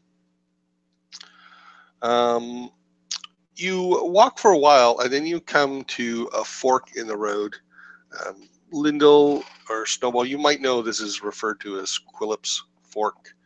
And so this fork in the road kind of split. You're approaching the Shattered Anvil Mountains, which is, there's really only, they're not much as mountains go. Like they're not particularly, they're more like big hills. But there are 2 peaks, if you will, but flat peaks that consist the bulge of this mountain chain. And the fork in the road, one path goes up and over the mountain, and another path seems to go through it. And the Shattered Anvil Mountains, this mountain you're looking at, it's not. It's sort of like a bit of a boxy, massive rock, hundreds of feet high and wide, and it has lots of cracks and splits in it. The road that goes up winds a little bit as it goes up, and the other path heads towards like a large crack in the wall and maybe a tunnel through. Sitting at the fork against maybe against a tree is a halfling. He has a bottle by his side. You can see about 30 or 40 feet away there is a mule chomping on grass. He just kind of looks up at you. He stands up shakily to his feet as the 5 of you approach. Going to Burnsley? I'd like to. Is there a way that this is kind of like this is sort of a Sherlock thing, but I would like to kind of a way for me to like look at this guy, maybe use an investigation check, maybe get an idea like where he's what his deal is, as much information as I can get from his just reading. His, yeah. Make me an investigation roll. The better you roll, the more information I'll give you. All right. That will be a. Let's see what my intelligence is. 18. All right. I'm going to say you're going to have to dismount if you want more than, like, it's, you know what I'm saying? If you're 10 feet away viewing him, or 20 feet away, you're going to be a little harder to see the details. But you approach him, you see that he's swaying slightly on his feet, so you think he's probably partially drunk. He definitely smells of wine. He obviously hasn't washed in a few days, maybe more. His clothes are certainly nothing special. He's got no expensive jewelry or any kind of symbols of any kind on him. There's a sack sitting there, a small sack sitting there, and a bottle. Can I just tap Yambagorn on the shoulder and say something like, "Drunk halflings bring bad luck." That's unfortunate, given that there's so many of them about. Say, racism is rampant. Friend, you look several sheets to the wind. I'm not doing too badly. You headed towards Burnsley? Who wants to know? Oh, me? Oh, no,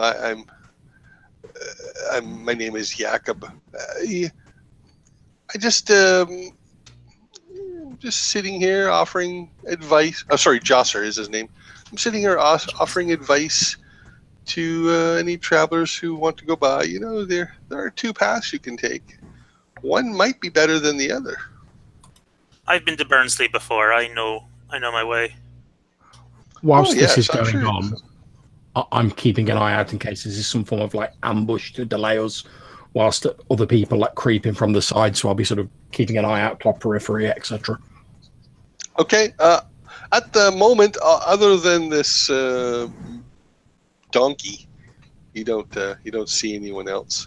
Normal ambient, insect and bird sounds. Yes, I'm sure you know the way, but things change, situation change, times of year, and perhaps one trail is safer than the other. He shrugs at you suggestively. I'm not sure that I should take.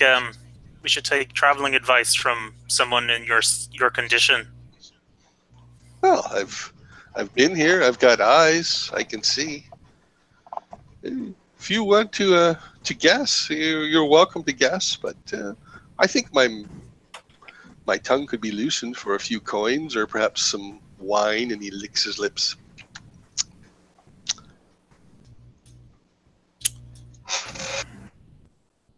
Tell us the right way, halfling. Ooh, fierce little. I'm going to try and intimidate him, basically. All right, so he's a bit staggery, but go for it. Okay, so I'll step forward as I'm saying this, sort of one hand resting on my sword, with the obvious suggestion that violence might ensue if he doesn't tell us the way. And that's a 16. Okay, so he's like, take it easy. I'm just trying to earn a few coins and maybe a drink here. I'm not asking for much. If you must know, and apparently you must, you'll probably be better off going through the tunnel this time of year. There are gnolls on the far side of the Kissing Dragon's Bridge. I'm going to do an insight check.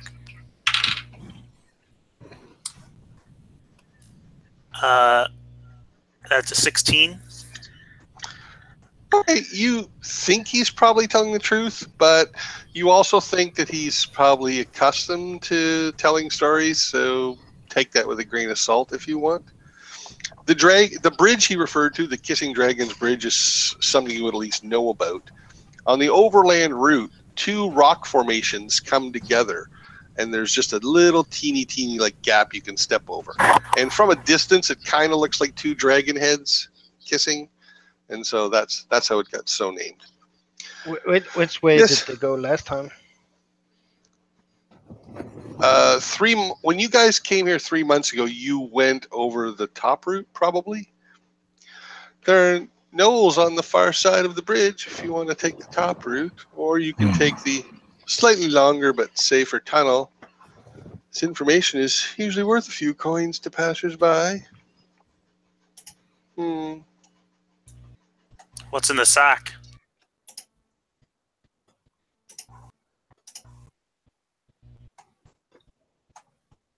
Robert. He chuckles. When you go over there, you see like there's a few turnip in there. It's just bits of food. Well, you seem like a man. You seem like a man who likes a story.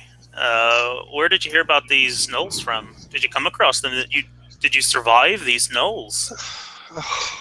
Seem like a brave traveler. Adventures. You always have to complicate things. I've been here for a few days now. People pass by all the time, telling me stories. I listen to the stories and I pass the information on. It's just a simple little halfling trying to make a simple little life, and you have to come in all blustery and threatening and not wanting to, I don't make threats. Coins. I believe you. I believe you. Okay. All right. Well, I mean, Rob, on any given occasion, like either of these paths are normally safe, right? I mean, they're both completely fine paths in Burnsley, no matter what, right? To be fair, you've only been to Burnsley once. Okay, and we just did the Kissing Dragons. Yeah, both paths will get you there. You know that. The tunnel is maybe another 15 or 20 minutes longer. And I just ask, is in the stories that you've heard from travelers anything I should know about in that tunnel? And I sort of put a hand on my coin purse. It's a bit damp. He shrugs. Dry, mostly dry this time of year, though. Worse in the spring. All right. Well, I think he seems to believe what he says. I believe what I say. I put my hand in my purse and I get I'm trying to think what would be appropriate coinage. An average worker would probably earn about a gold piece as a day for an entire day's labor. All right. So you can go so I pull out like 5 silver, and I hand it to him. Thank you. That was not so difficult. You have to make things so tough. You adventuring types, always seeing dangers, always seeing threats where there's none to be seen. Yes, Josser and his fierce donkey. Oh no. So ignoring the halfling now completely that our transaction's done, I'll turn to the others and be like, so when do we match ourselves in combat against these gnolls then? I'd rather not waste our resources on gnoll fighting if we can avoid it. As you wish. Danvur completely, at this point, I mean, we've been here for about a good 5 minutes, maybe even 10, and Danvur grows just absolutely frustrated with the situation. He flips the halfling a gold piece, and he goes, Halfling Josser, which is the road less traveled? Oh, well, it depends on the season. If in the spring, people prefer the northern route. In the summer and winter, people prefer the southern route. He means now. Do you really? Well, there's no... I would say the tunnel, as I've been saying all along. If you want, that'd be the better way to go. What more do you want from me? I would go back to the gnome, and I would say... Roads less traveled provide haste, but harbor more threats. What do you want to do, Master Gnome? Well, he says that going through the tunnel is going to take us some more time, but we'll avoid gnolls. I don't mind. We're in no great hurry to get to Burnsley unless the rest of you lot are. No, avoiding gnolls is a good thing. I agree. And I turn back to the halfling one more time, and I say, just to be certain, because of the state that you're in. He's giggling as you talk. Because of the state that you're in, it couldn't be possible that you mixed the two up, did you? No. Gnolls don't like to be in tunnels. They like woods. You would know. He points to the elf. Gnolls, they like forest and woods and have their All right, that's enough. homes. I say we go through the tunnel. Very well, then. Let's proceed. I just want to be clear. The tunnel is the place without the gnome, but it's also not the southern road. That is the southern path. Oh, it is the southern path. Okay, all right. So, all right. So then, it just forks into two. Okay, so then Danvur would nod his One goes head. up over, one goes down under. Gotcha. So Danvur would definitely agree with the gnome's guidance, and he would look back at Yambagorn, pet Yambagorn's horse, and say, Let's go. Adventurers, you always have a coin, but you always... He sits back by the tree and sips on his bottle. All right. So we make our way to the tunnel. Okay, so you guys follow this road. So it kind of goes like with the lee of the hill. And then you're facing an almost, not quite sheer, but an almost sheer rock face that has a great big split and crack in it. A lot of minor ones, but one huge one that actually has a little gap. And this road has taken advantage of this natural crack in the rock and just widened it enough to make it a useful tunnel through. So most of this tunnel is natural, and it's just been assisted a little bit in patches to offer an alternative route.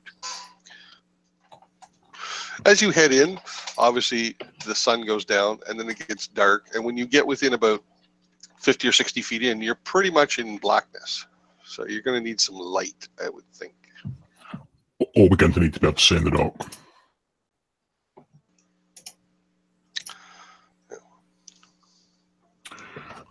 Perhaps those of us who can actually see in the dark should go first, I'll say, so I'm moving to the front of the group. Yeah. You certainly have torches and lanterns with you if you wish.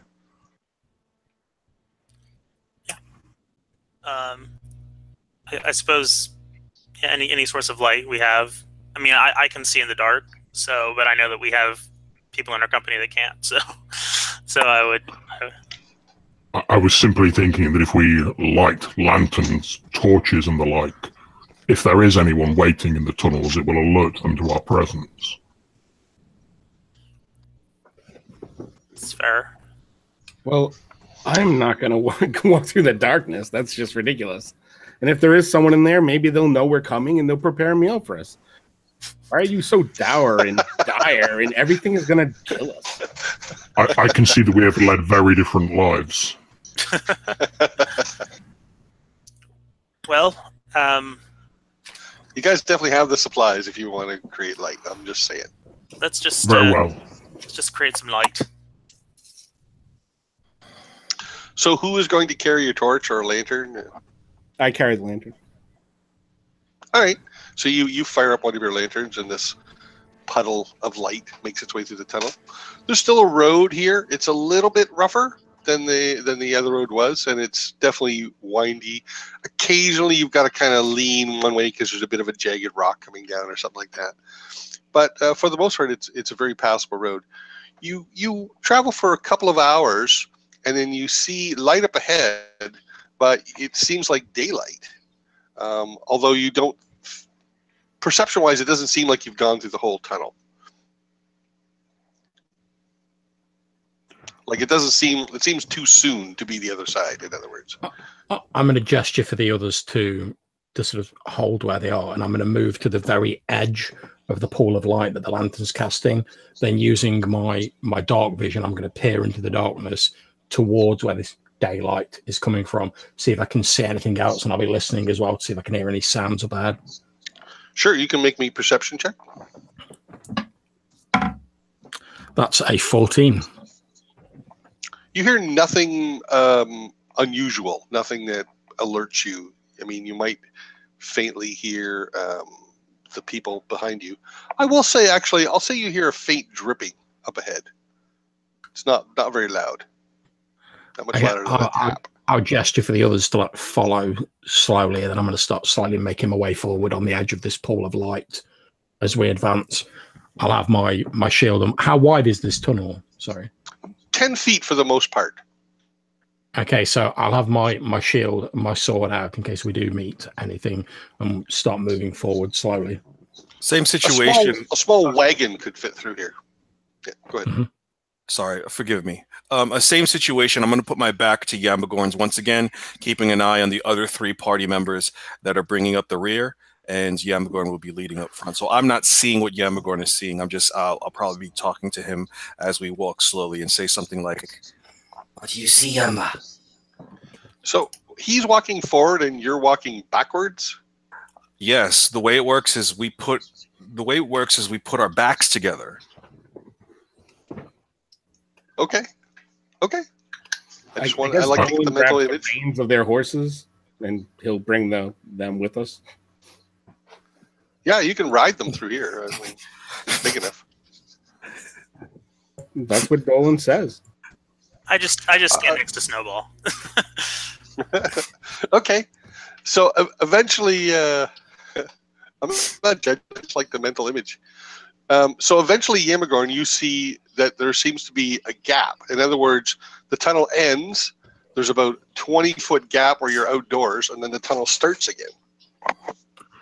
Okay, so as we move forwards, I'm going to sort of like peer out from the edge of the tunnel we're in, sort of like looking upwards to see if I can sort of take in more details of this gap and any potential hazards. All right. So again, you can see like this is formed mostly out of a natural fissure in the rock that they have occasionally chipped away chunks to widen it. The dripping is louder now, and when you reach the puddle of light or the edge of the light that's coming from the outdoor light, in other words, you know what I mean? It seems like the dripping is coming from the outdoor section. Is that clear? That's fine. So basically what I'll be doing is I'll step into where the light is being cast, then I'll stay there and I'll gesture for the others to like continue past me. So I'll be like watching their back as they head through this area. Okay. And as they pass, once all of them pass, then I would take my back off of Yambagorn's and then look forward with them, because now I'm trying to protect them all. Okay. So about the last 60 feet of this side of the tunnel are daylight. And you guys, as you guys kind of get to the edge and emerge, you can hear dripping coming from somewhere outside and to the right. So tunnel, gap, and then more tunnel. And you are in like a narrow canyon, maybe 20 feet wide canyon. That's like a gap. When you look straight up, or not quite overhead, but you can see the Kissing Dragon's bridge where the 2 bits of rock meet. So there's a big rock, canyon, and then big rock, and you guys are coming through this way. Make sense? Yeah. Mm-hmm. All right. So you can see, looking to your right, you can see a little trickle that comes down the mountain side, like natural water running down the mountainside. It forms a very, very thin rivulet of water through this canyon. I'll briefly refill my water skin as we're sort of heading through. Sure. However, before you pass the other side, to your left, you see a pile of boulders, beach ball sized boulders, 3 feet across. And on top of them, there is looks like a body in a full suit of armor, including a helmet. Full suit of plate mail, just kind of lying unnaturally on the rocks. I sort of turn back to my elven companion and I'll say, well, that doesn't have potential ambush written all over it. Armor on top of rocks must be dropped. Perhaps from the bridge. Indeed. The body does seem to be almost directly below the bridge. And as I said, it's just kind of sprawled, this full suit of armor. human size is lying. Gauntlets, boots, everything. One full set of armor just kind of lying in an unnatural position on these boulders. All we can assume is that it has been dropped and proceed forward. I would be careful to find more. Is it on the boulder or under the boulder? On the boulder. Yeah, so there's a pile of like 2 to 3 foot size boulders. It doesn't completely cover the cavern. There's just a pile of boulders there, and on those boulders is this sprawled body in full armor. Might as well take a look at it. It might we might find some information about him. Perhaps if he was headed this way, he might have loved ones in Burnsley. Right, if Lindle's moving in to investigate, I'll sort of move in level with him, holding my shield so it's like over the top of him, so that if anyone shoots down at us from above or whatever, it'll at least have some protection. Yeah, Snowball was standing in the stream, the cold mountain stream, and as Lindle walks towards the plate mail suit, she will follow too, with the shield trying to cover him from attacks from above. Watching Snowball do that, Danvur would notice that Yambagorn never had an opportunity to capture any of the water as he was interrupted from this, noticing this armor. So he slowly bends down and puts his finger in the water and smells it to see if it's pungent or clean. Perception check.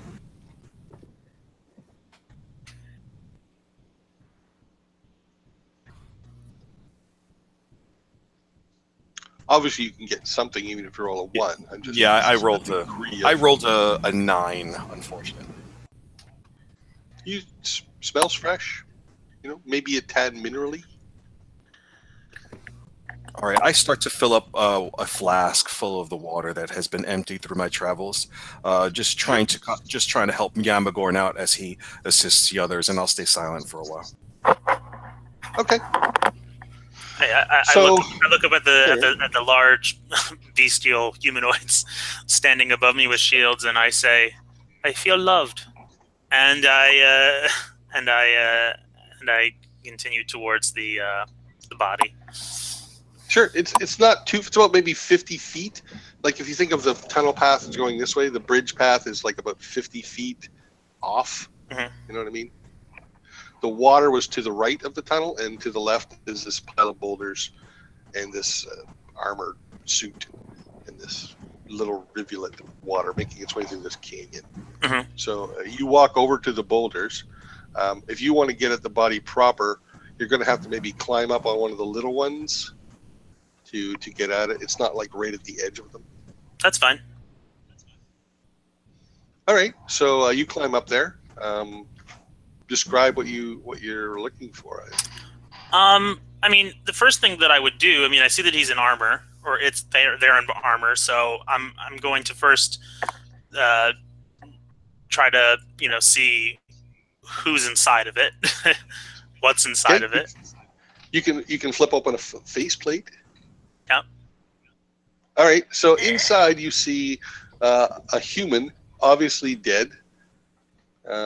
It's hard, maybe about a month dead. It's going to be hard to make out much more details just looking through a faceplate. All right. The next thing that I'll do is I would like to. It seems obvious that he dropped from the bridge, but I'm going to see if there's any other wounds, and just to confirm that he died from dropping from the bridge. Okay. Well, you can look at the armor for wounds, like puncture and things like that. You're going to need to take the suit off of him to gain access to the body itself. The suit of armor seems utterly undamaged, totally and completely, not a scratch, not a dent, not a puncture wound. However, you do see brownish stains on the gauntlets, on the front of the finger part of the gauntlets. All right, I look at those stains. Is there a way for me to look into that further, or I'm just going to know that there are... Absolutely. So an investigation check? All right, that's going to be a 22. You're almost certain it's dried blood. This is on the outside of the gauntlets now. All right, so he was in a fight. But there's no damage to the armor. None whatsoever. Like, not a scratch. It's perfect condition. All right. Does he have any possessions on him? Well, and not on the outside of the armor. No, there's no pockets or anything like that. All right. All right, I'm going to turn towards my companions and say, now, I'm going to be taking his armor off. Don't worry. There's nothing inappropriate going on up here. And I just start stripping him down. Okay, How has the armor survived such a fall? I'm not sure. I don't think he fell. So we'll have to. I need to take a look at the body. Okay, as he does that and releases the the smell inside, Snowball will stand with one shield like this and her arm covering her nozzle with the other one. He's been dead for about a good month now, and he was definitely in some sort of fist fight. So when you take the helmet off, you can and start to take off the other pieces. It's definitely a human. It looks kind of smushed on the inside. There's definitely a pretty bad stench, I got to imagine, as well. The body is smushed. Yeah, it seems to be smushed on, like, the inside. The body's not 100% intact, you know what I mean? Like, as if slightly kind of smushed. Do I think that's because of decay, or...? No. Definitely not. No. Okay. So after taking the armor off, and I noticed that his body's smushed, but the armor is fine. Other than blood and gore. He's smushy, and I don't know what that means yet. And now I look for personal items. All right, so roll me a d20. All right, 11. You find a pouch on his person with 11 gold pieces in it. All right, but nothing else. Under that he has like a gambeson, like you would wear, but it's also pretty stained and smelly. Whilst this is going on, obviously I'll have clambered up next to Lindle to keep the shield over him. With my knowledge of medicine, etc., I'm going to examine the body while Lindle's taking the pouch to see if I can gain any more information about what killed this guy, his wounds, etc. So, how about a medicine check then? Oh, I know you're talking my language. That is an 18. So, the body seems to suggest, it's a little bit contradictory because the body seems to suggest impact damage, and yet the armor is utterly undamaged. I turn around to Linda and I say, looking at this body, it's clear he fell, and then I'm going to look over at our mage associate and say, would you take a look at this armor, see if there is anything arcane or otherworldly about it? To survive such a fall, I would expect the armor to be at least dented or even torn in places, but there is nothing. Dolan shifts uncomfortably as if he's sitting on some sort of sore that's been created on his ass from sitting in the saddle for so long. It'll take me some time if you want to wait, I guess I can do it. It's expensive to do that. Very expensive, but I can do it. Well, you could give it a glance and offer your opinion. Rob, I'm trying to get money. I get it. I'm informing you. Yeah, and then I'm going to get off and I'm going to walk bow-legged over to them. And look at Lindell. And I'm just going to look at it from my own thing. I'm not going to say anything, but I will use my arcane knowledge to see if I can detect anything from it. So how are the parts right now of this armor? Like, the shoulder and the torso and the legs and do you have them kind of scattered all over the cavern floor, or? No, probably as I was stripping him, I was kind of laying out the armor as it, almost as it would be on him. So the the breastplate is in the breastplate section. The helmet's at the top of the breastplate. It kind of looks like it's own like little body. Got it, like a jigsaw puzzle. All right, so Dolan, you're doing what now? This is lying on the ground. This armor. Yeah, It's a little dusty. Yeah, at first I'm just going to use my Arcana to see if I can detect like anything in my head that would like runes, sigils, anything on it that would show that it has some sort of magical portend to it. All right, so as an out-of-game comment, this is something I struggle with a little bit sometimes as a DM in D&D. There is a spell called Detect Magic. So you don't want players, right, but you don't want players to be able to use just an Arcana check for Detect Magic because that nullifies the use of Detect Magic, you get me? But you don't want to give them nothing either. Like, I don't want to have an obvious clue, magic item, right? You don't want to have that. Yeah. Well, yeah, I mean, I think what I was looking for is like if there was like a seal of Doomethorn on it or any like markings. Right. I'm looking for some sort of marking. I mean, that could be just engraved. I don't know if that's magical or not, but I mean, I'm actually looking for detecting anything. And if they'll wait, I say, if we have 10 minutes or so, if you want to take a quick break, I can check this out. Exactly, Andre. It's knowledge. So I'm going to have you... Well, he's spending time taking up the little pieces, turning them, rubbing them, checking for rune, sigil, and so forth. Snowball is gonna leave Lindle for a brief moment and hand him her hammer. And if you survive up there, I'll probably survive a hammer blow. Okay, so make me an Arcana check, please, Dolan. This is a knowledge roll.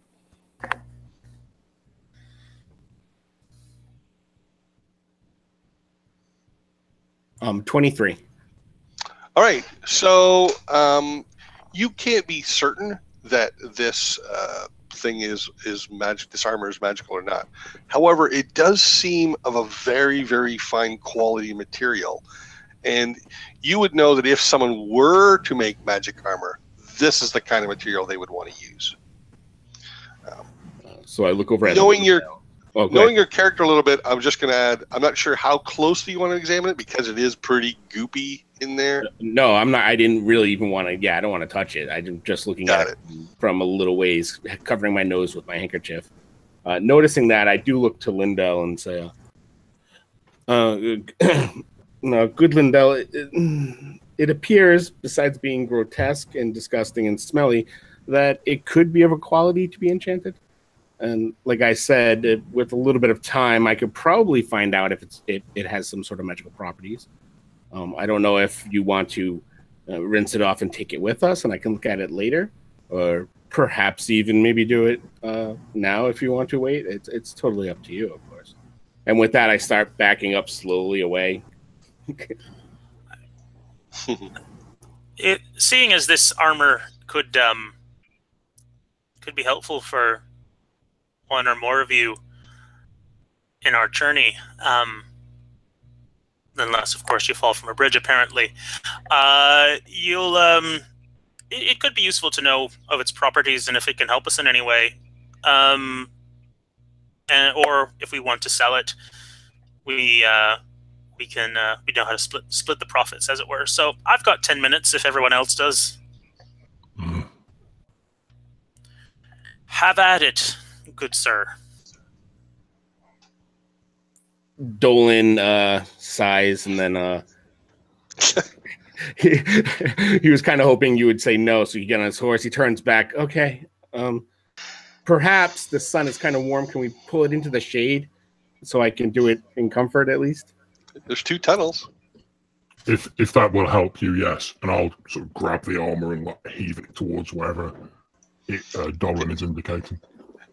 The little bits of gobbets of flesh and blood spatter as you toss these things. They kind of run out. As I'm dragging it, and the blood and the chunky bits are falling out of it, I sort of look over at Danvur, and in Elven, I say, if I suggest that we could gain some extra rations here, it's going to be an issue, isn't it? Well, we definitely have the time to forage. That's not quite what I meant, Danvur. And I sort of nod down at the body.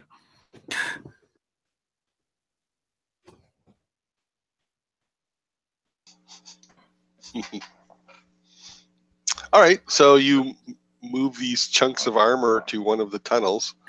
Yeah, once and the armor's there, I will sit down cross-legged in front of the armor, trying not to vomit.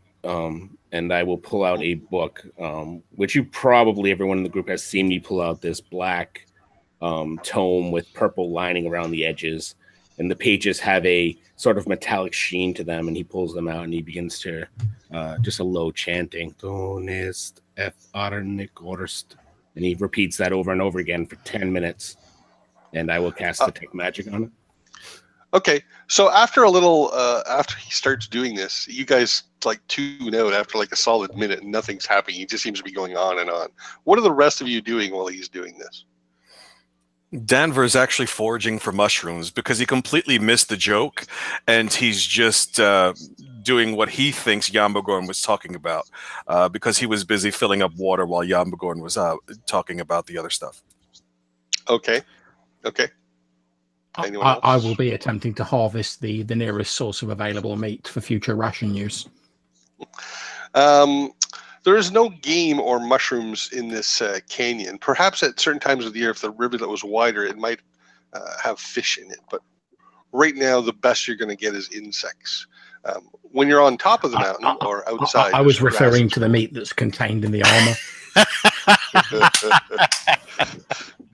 Yeah, it's well past its prime, but it's not all liquefied. I mean, at least it had been canned, so that's it. It's effectively been drying in the sunlight, so it's already halfway to jerky. So Snowball is gonna fill up the water skins, Lindle's and her own, and after she's done that, she's gonna gently nudge him towards the stream, and so he's near her while she sits with her feet in the stream, and she will use her dragon breath to cool it down, so she will have a nice, very cold temperature around her. Okay, excellent. So you finished casting this detect magic, and the armor is definitely magical. When I finish the chanting, Dolan kind of slumpily kind of falls over the book as if he passed out. Oh, it's draining. It's so draining to cast these spells. And I close the book and place it in my thing. But don't worry, I did it for the better of the group. I've now done. Well, if you need something to eat, and I hold out like a sort of thigh bone. Yeah, it's definitely vomiting in my mouth, and I'm swallowing it back down. Danvur passes by him, right? Danvur passes by the mage, pats him on the back real hard, smacks him, bah! And he goes, "Eat up. It's good for you." Yeah. Yeah, Dolan just vomits whatever comes out. He's not going to try to hold it back and make sure that it goes onto the armor.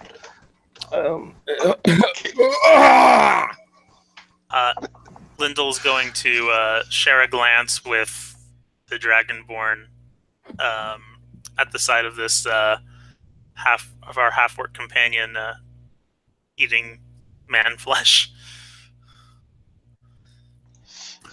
Yeah, I'll be basically like stripping whatever flesh is left off the bones and like piling the bones up. Yeah, getting into the marrow. Just let's always make sure from now on that we're well rationed. And I it is the natural cycle. It is the way. If you say so. I'm not going to begrudge you your appetites, I suppose. Anyway, so it's magical, yes? It does. It does have an aura of magic about it. Can you keep that thing away from me? The war thingy. Yes. It's not pleasant to me either. The armor reeks too. I mean, it does stink. Yeah. Great. So let's pack the armor on one of these horses. Maybe clean it off a bit, and we can figure out what we want to do with it later, unless somebody wants to wear it. I wouldn't begrudge you that. That's disgusting. It But didn't seem it doesn't to- bother me. It didn't seem to bring good fortune to his last owner. So. This is true. I think with a fall of that distance, there's only so much good even magical armor can do you. Well, it certainly wasn't. Certainly wasn't armor of Featherfall, that's for sure. And Well, if it would have fit me, I have no qualms about wearing armor. It is as a gift that has been dropped at our feet. We would be foolish to ignore it. and it's already has your favorite scent in it. Dead person. Has the human fully conveyed that it's magic to the gnome? He said that? Yep. Oh, okay. So then Danvur would say, Donning magic armor is quite dangerous unless you know its true origin. Be careful, Yamba. Are you saying that I shouldn't wear it and we should wait till later? I will take your advice, as I'm ashamed that I did not take it before, if that is the case. I would say that if you choose to take it, take what you can carry and not weigh yourself down, so we can get it further examined. Very well, and I'll sort of start helping load it into the saddlebags on the horse rather than putting it on. Okay. So you gather up this armor. You have cleaned it out for the most part. But what Still armor perhaps a does he little wear stained. now? I'm wearing chainmail. Okay. All right. You pack up this suit of armor, leaving its former wearer behind. Well, for the most part, you took a little of it with you. Yeah. Before we leave, I'll sort of like scatter the bones around, and I'll just be saying, "From the earth we come, to the earth we return," and I just scatter the bones about. Okay, Snowball will look at him very fascinated and turn to Lindle and say in a low voice, "Is that the orcish culture, you suppose?" Certainly his culture. Just remind me that. Just remember, I want to be cremated.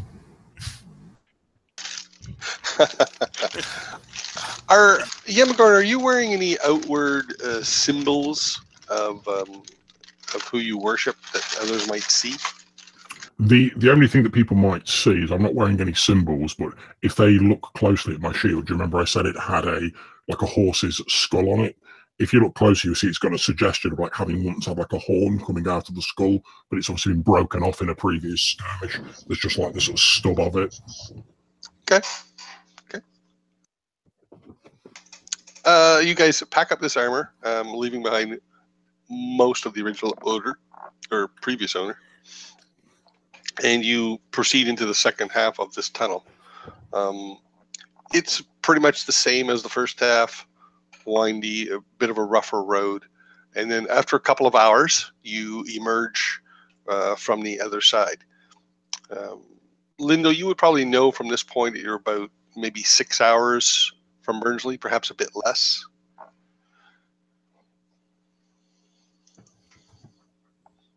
All right. I say, well, we don't have long until we get there. Do you wish to camp for the evening before we reach Burnsley, or? It's 6 hours away. What time From this of day point, we are now? if you pressed on from this point, you would probably get there maybe an hour after dark, roughly. I say, unless we should be getting there, well, before any of us need a rest. So, I say we press on. That makes sense. If I can rest in a bed, then yes, please let us go. Let us get out of this woodweed area. All right. You guys proceed along the road for about maybe half a mile, and the other road rejoins it, coming from above.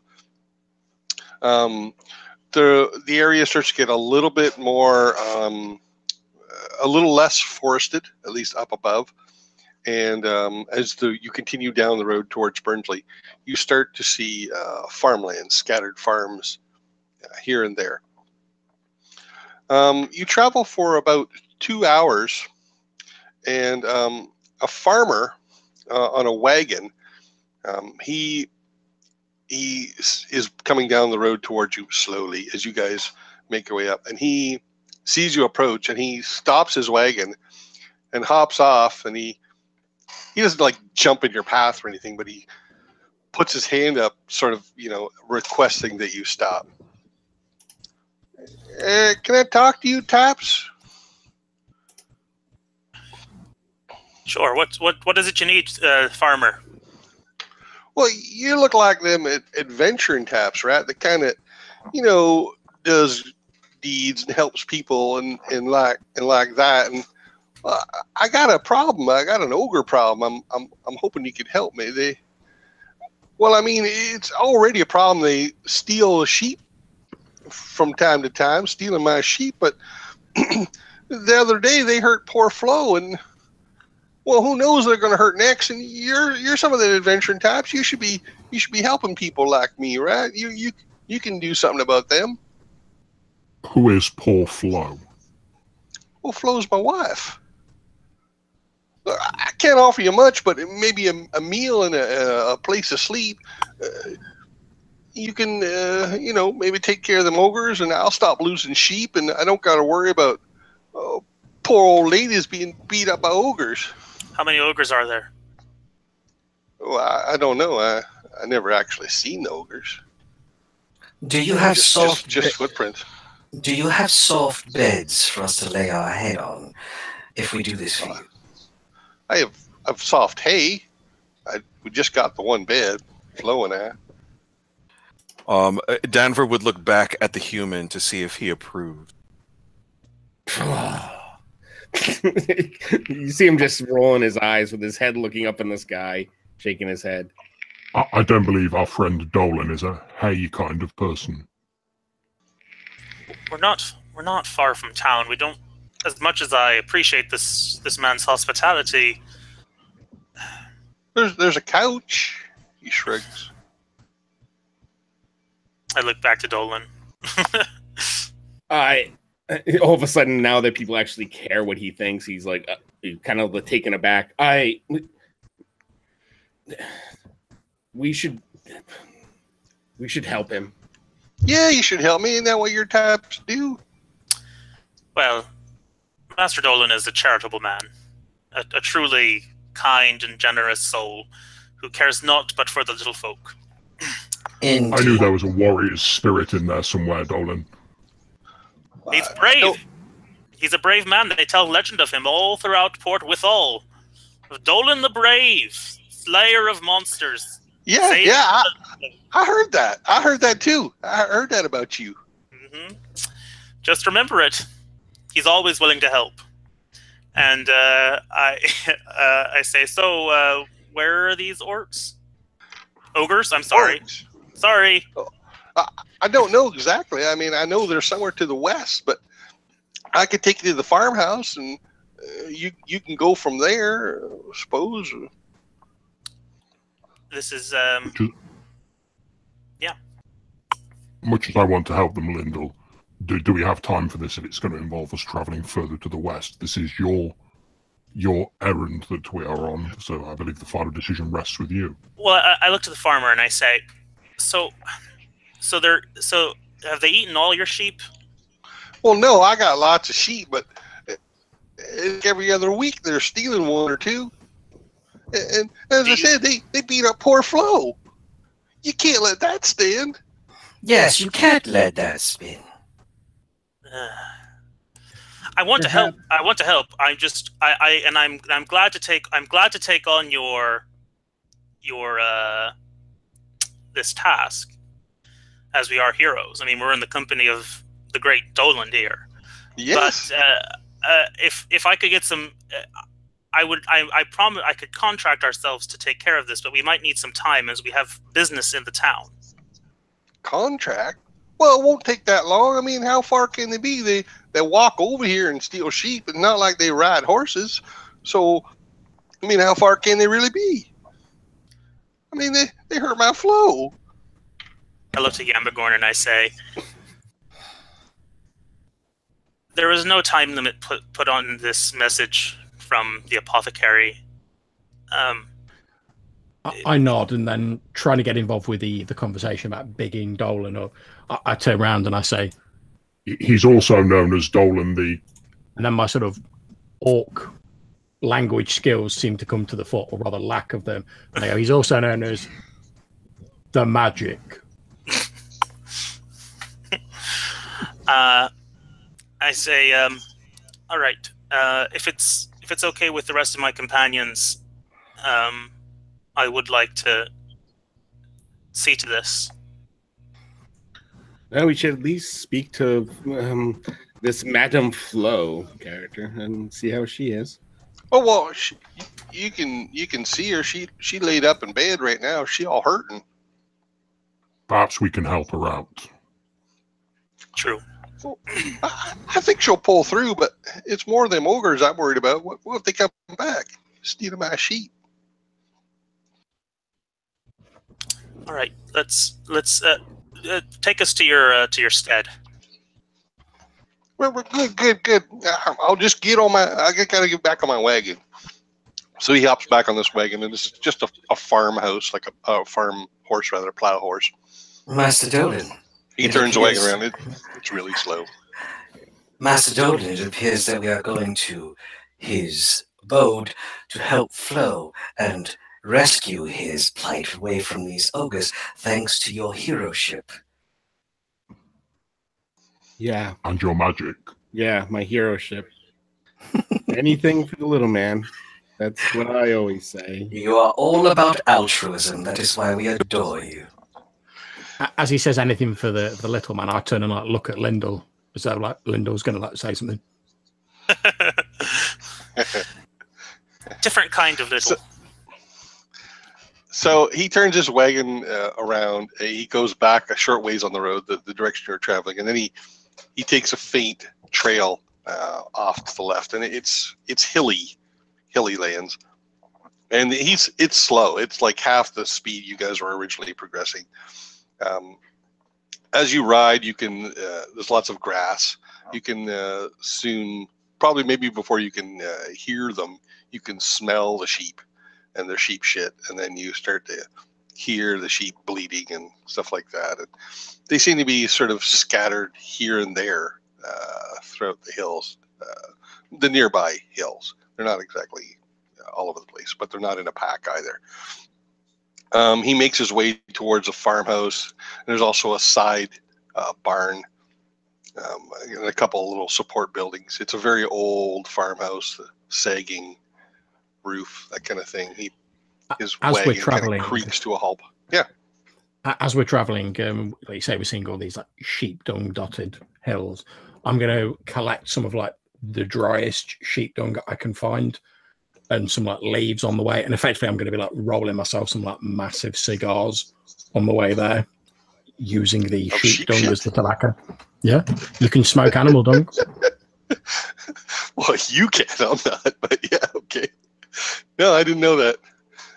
I've heard of using it for fuel, but anyway. You know, the French legionnaires used to do it with camel dung, etc. I don't think it's good for you. What is? Okay. Okay. So as he stops and picks up dung, Snowball will pick up any flowers he comes across. Especially if she finds any sweet-smelling flowers with a really strong smell. Sure. Also, Danvur, you see the occasional little patch of mushrooms here and there as well. Danvur definitely starts to pick up the mushrooms and forage as much as he possibly can.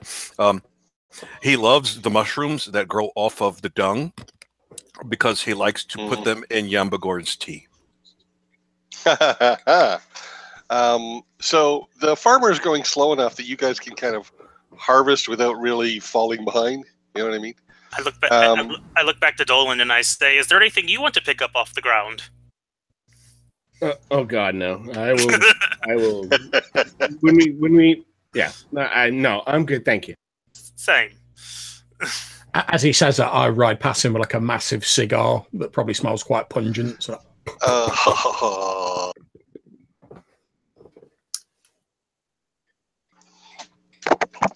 All right, so he pulls up beside this farmhouse and barn and sport wagons. He hops off. You see a dog comes running over to him, barking. It looks at you and it starts to growl. He's like, shh, shh, shh. Quiet there, Gunny. Quiet. And he goes up to the, well, come on in if you want. I mean, if that's what you want, but I'm thinking the ogres are somewhere over there. He sort of points, to the west and more hills. Well, luckily for you, we are here with you, so if they come here now, we'll be able to protect you. We would definitely like to see Flo, though. Well, if you must, fine. Try not to be too, noisy and loud and stuff. She laid up in bed kind of hurting. He goes into the house. He leaves his door open, wide open. I follow in behind him. Danvur looks at Yamba and kind of gives him the cigar so that he doesn't bring in the shit-smelling cigar into the house. I nod and take one last drag on it and then stub it out with my foot. Okay. You come into the house. The floors creak a little bit under your weight. Probably not yours, Lindle, but everyone else's weight as they walk. It's an old farmhouse. It's not disgusting, but it's certainly not tidy either. He points to a bedroom, and he opens the bedroom door. Flo, they're gonna talk to you for a minute here now. They won't be too long. They'll be good about it. Go on there. As I said, try not to upset her. My name's Eb, by the way. Eb. Yeah. I then put their names together, and I say, "You you get an inspiration point for picking up on my Easter egg." And I say to them, "You two are meant for each other," and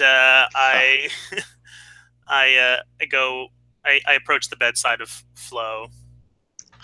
So she's kind of lying on her side. It doesn't seem like the most comfortable position. She looks tired. You don't see any signs of wounds on her front anyway, on her front part. Lindle is just grateful that she's not a sheep. And he gets close to he comes close to her. Flo, your husband got us to help you. What happened? Well, I'm not sure. I feel bad. You see my house in such a mess. Oh, it's fine. One of my party literally smokes sheep shit. So there's nothing you could do to really shock any of us. She has no idea what to make of your reveal. The point is, what happened? Well, I was struck from behind. Eb said it was an ogre. They do steal our sheep sometimes. They never hurt people before, though. Not sure why they hurt me. Maybe I got in the way. Were you with the sheep? You were attending the sheep at the time? I was near some sheep. I wasn't right beside the sheep. I was on a little path there, and I was just gathering up some vegetables from our garden, and poof, something hit me in the back, and I was face down in the dirt. Next thing I know, Eb was helping me up. And you didn't see the ogre then? I didn't know. No. Would you mind if I examine you? She looks at you, eyes wide. I think you're going to need to persuade her to let this big, strange dragonborn examine her. If persuasion is needed, Danvur is going to start speaking very eloquently prior to Snowball speaking, so he could provide Snowball with an assist or a help action, so Snowball can roll with advantage. And Danvur would say something like, "There is no need to worry. Lady Snowball is quite skilled, and she has helped many more before you." Okay. Okay. So persuasion. Yeah. I roll You get 19. advantage, I think. All right. I roll 19 on the die, Well, and I have a plus well, 3. Okay. Eb's looking from the door. You're sure that's necessary? Well, He scratches his head. You might have sustained some internal bleeding from such a violent blow. I am, she looks over to Lindle, a healer. Well, Flo's okay with it, I guess. Okay, so what she would like to do is examine the wound and try to determine how forceful a blow it was. Like, in her mind, ogres are like big brutes carrying big sticks that will break a person in half with one blow. Mm-hmm. If you need any help with that, Snowball, let me know. That's going to take a second perception check to let you near her. Second persuasion roll, that is. But yeah, so you quickly realize that her wound is on her back, and so she sort of rolls onto her stomach to let you examine her back. You lift up the back of her shirt, and you see like a long marking, kind of goes like sort of across her shoulder blade. If you were wearing a satchel, and like that kind of line across your back, it's a narrow line about this wide. It maybe cracked a shoulder bone or a collarbone a little bit. Okay. Sorry, ask your question. If it's a blunt instrument. Right. Make me an investigation roll, or you can make a medicine check. Your call. Okay, I'll take medicine. Yeah, 7. It definitely does not look like definitely blunt damage, but it also does not look like an ogre club or anything like that. It's too narrow.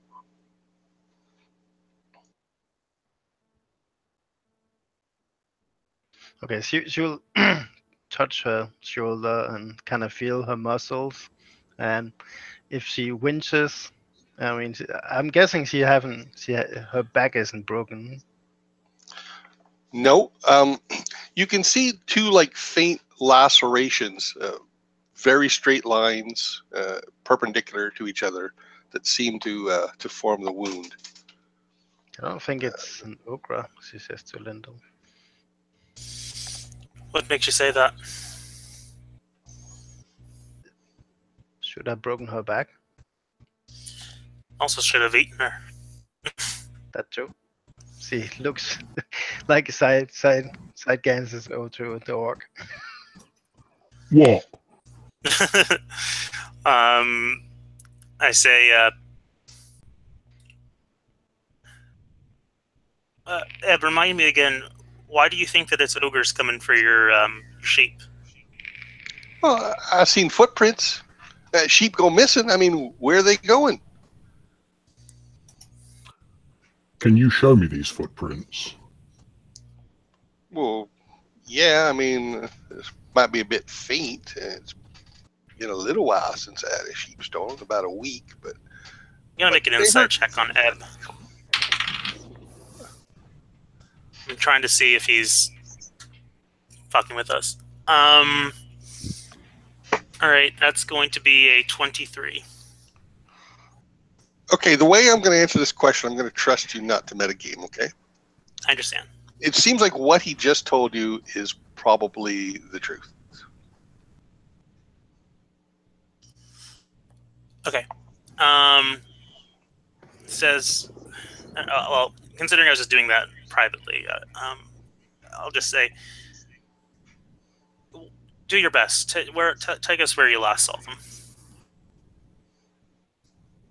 All right.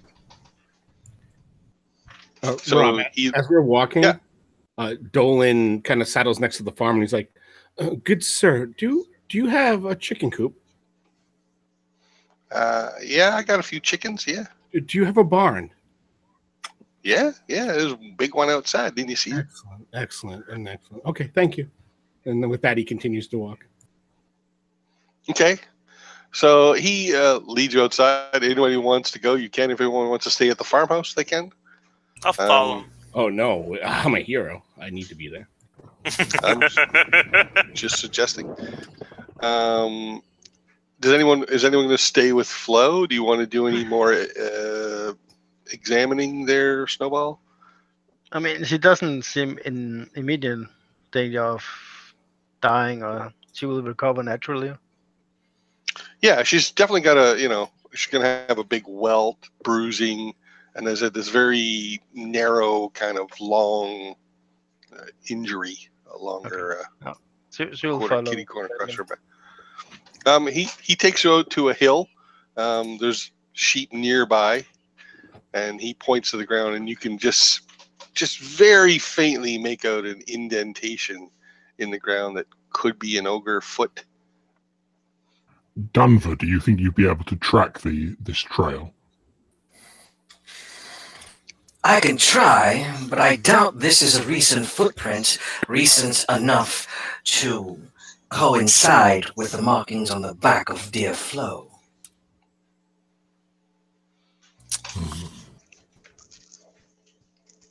Well, you can make me an investigation check if you want, Danvur, if you want to take a closer look at the tracks.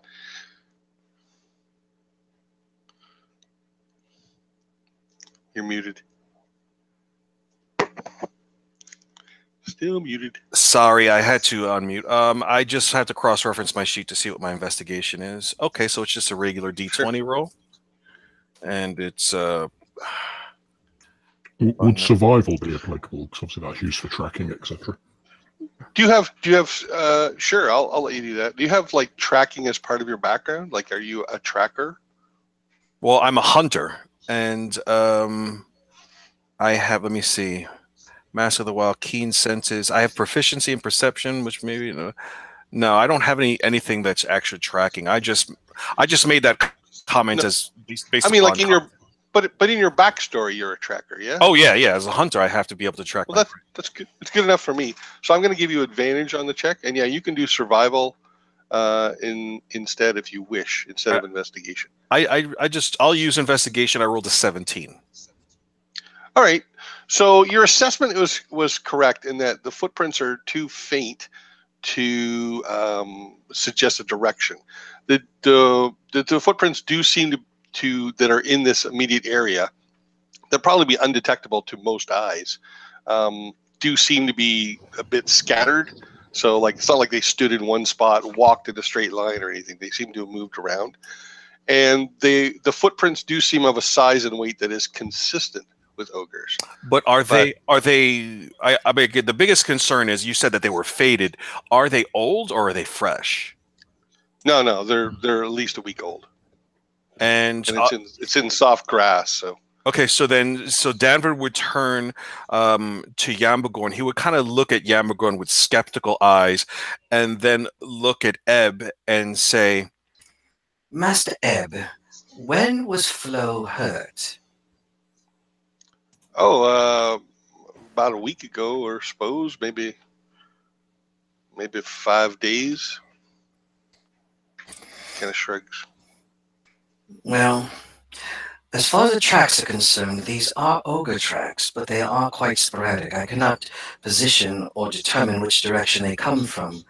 Yamba, you are right, but at this point in time, my bigger question, as the Master Gnome has suggested prior, is why did they not eat Flo?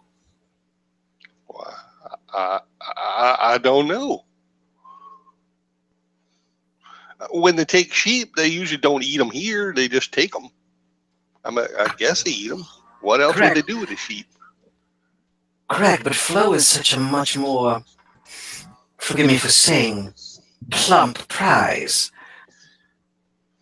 Well, he stammers, like seems to be struggling for an answer. I don't know. I'm just gonna do an insight check, and beyond the idea of the being, I say. So you've never seen the ogres, correct? No. And you only know that Flo was attacked by an ogre because they've been stealing sheep from your stead. Well, what else would it have been? All right. I can't say, but it's definitely ogre tracks, so there's something to it. You say you're making an insight check? I was going to make an insight check as to, because he was struggling for answers as to why, as to like what happened to Flo. What did you get? I didn't make it yet. I got a natural 20. He's definitely not telling you everything. All right. I give an eye to Snowball, which she'll recognize as my bullshit eyes. And I say, Heb, do you see the people standing behind me right now? Well, yeah, how could I miss them? They're big and they are big, aren't they? And do you see all the weapons they carry on their person? Yeah, it should be good for taking down ogres. Yeah, I mean that's what you do. You know what we also do? We also fuck with people who fuck with us. What are you saying? Please, do not pull me around. What is? I cannot abide liars. What is happening? I nod approvingly as you're saying that. All right. So under the onslaught of all the gazes of these large and well-armored individuals, well, okay, so maybe the ogres didn't hurt Flo, but they're definitely taking my sheep. Who hurt Flo? I hit her with the wagon. I didn't see her. I wasn't looking. She wasn't supposed to be there.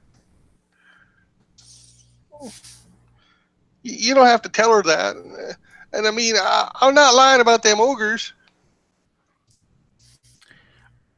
As he says this, I'm just going to like grab him by like the scruff of whatever he's wearing and like lift him up sort of one-handed. and I'm sort of like, with my face close to his, I'm just going to say, so you injured your mate and you have done nothing to get her any help?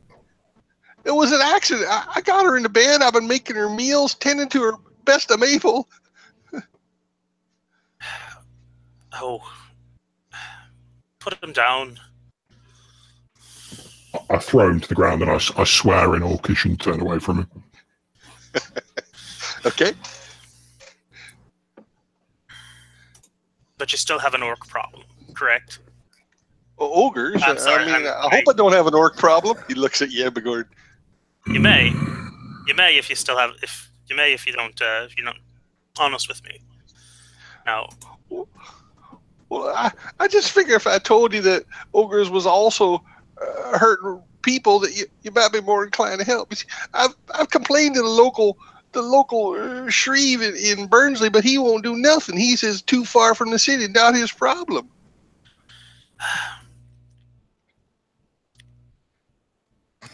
I think that we should help you, because if there's anything about ogres, it's that soon the sheep will be gone, and then they're going to actually start wanting to taste your flesh and Flo's flesh, and whoever else, and it will get closer and closer until they've gorged themselves. Well, is that true? Ogres eat people too? Oh, geez. Ogres eat anything. I better get back. It's definitely true. I got to keep an eye on Flo. We should get back to the farmstead. Someone should be there with her. What I need you to do for me, Eb, is I'm going to talk to my friends. We're going to figure out if we want to take care of this. But what you need to do is you need to go home and you need to talk to your wife about what you did. Rat. Yeah, okay. I'll do that. Please be honest with her. He goes running back towards the homestead. He's running kind of awkwardly down the hill and the slopes. The dog is at his side. Turn to my friends. So, do we still want to go? Do you still want to pursue this, or leave it to a later date? If we are going to pursue these ogres, then we should be as well armed as we can be. They are extremely dangerous. But that has given me an idea. And I'm going to walk over to our saddlebags where we've stored the potentially magical armor in, and I'm going to try and I'll put my hand on a piece of the armor. I'm going to try and use my divine sense, which should allow me to see if there's any strong emanations of like good and or evil coming off the armor. Okay. I'm going to say you get none. Note that in my world, so good and evil is subjective, but if you were to go to an altar that was worshipped by an evil god and had, that would certainly, like, you know. That would yeah, I'm basically assuming, like, if someone's made it as a cursed set of armor, there's like evil intent behind it. So I'm going to say there's no roll, right? This just happens. Yeah. So I'm going to say it's ambiguous then. You get an ambiguous response. Okay. All right. Well, in for a penny, I'll start climbing into the armor. All right, and I think we're going to end it right there. Andre has to go. Yeah, Dolan is just holding his hand out to stop him, to tell him to stop. Actually, no, wait, don't. If you guys want to play another half hour, I'm good with that. That's why I said no rush in the chat, Rob. I have no problem going for another half hour because I've already prepped everything for my game. Okay. We can go for a few more minutes if you want. I want a little time for post-game chat too, but okay. All right. Yeah, why don't we do that then? I think this is before my next game, which is in. Yeah, this seems like a good place to stop it. All right, cool, I agree. cool. Okay. So thank you anyone who's watching, and we're going to do this again in 3 weeks. May the 12th is our next game. I hope you all enjoyed it, and bye-bye.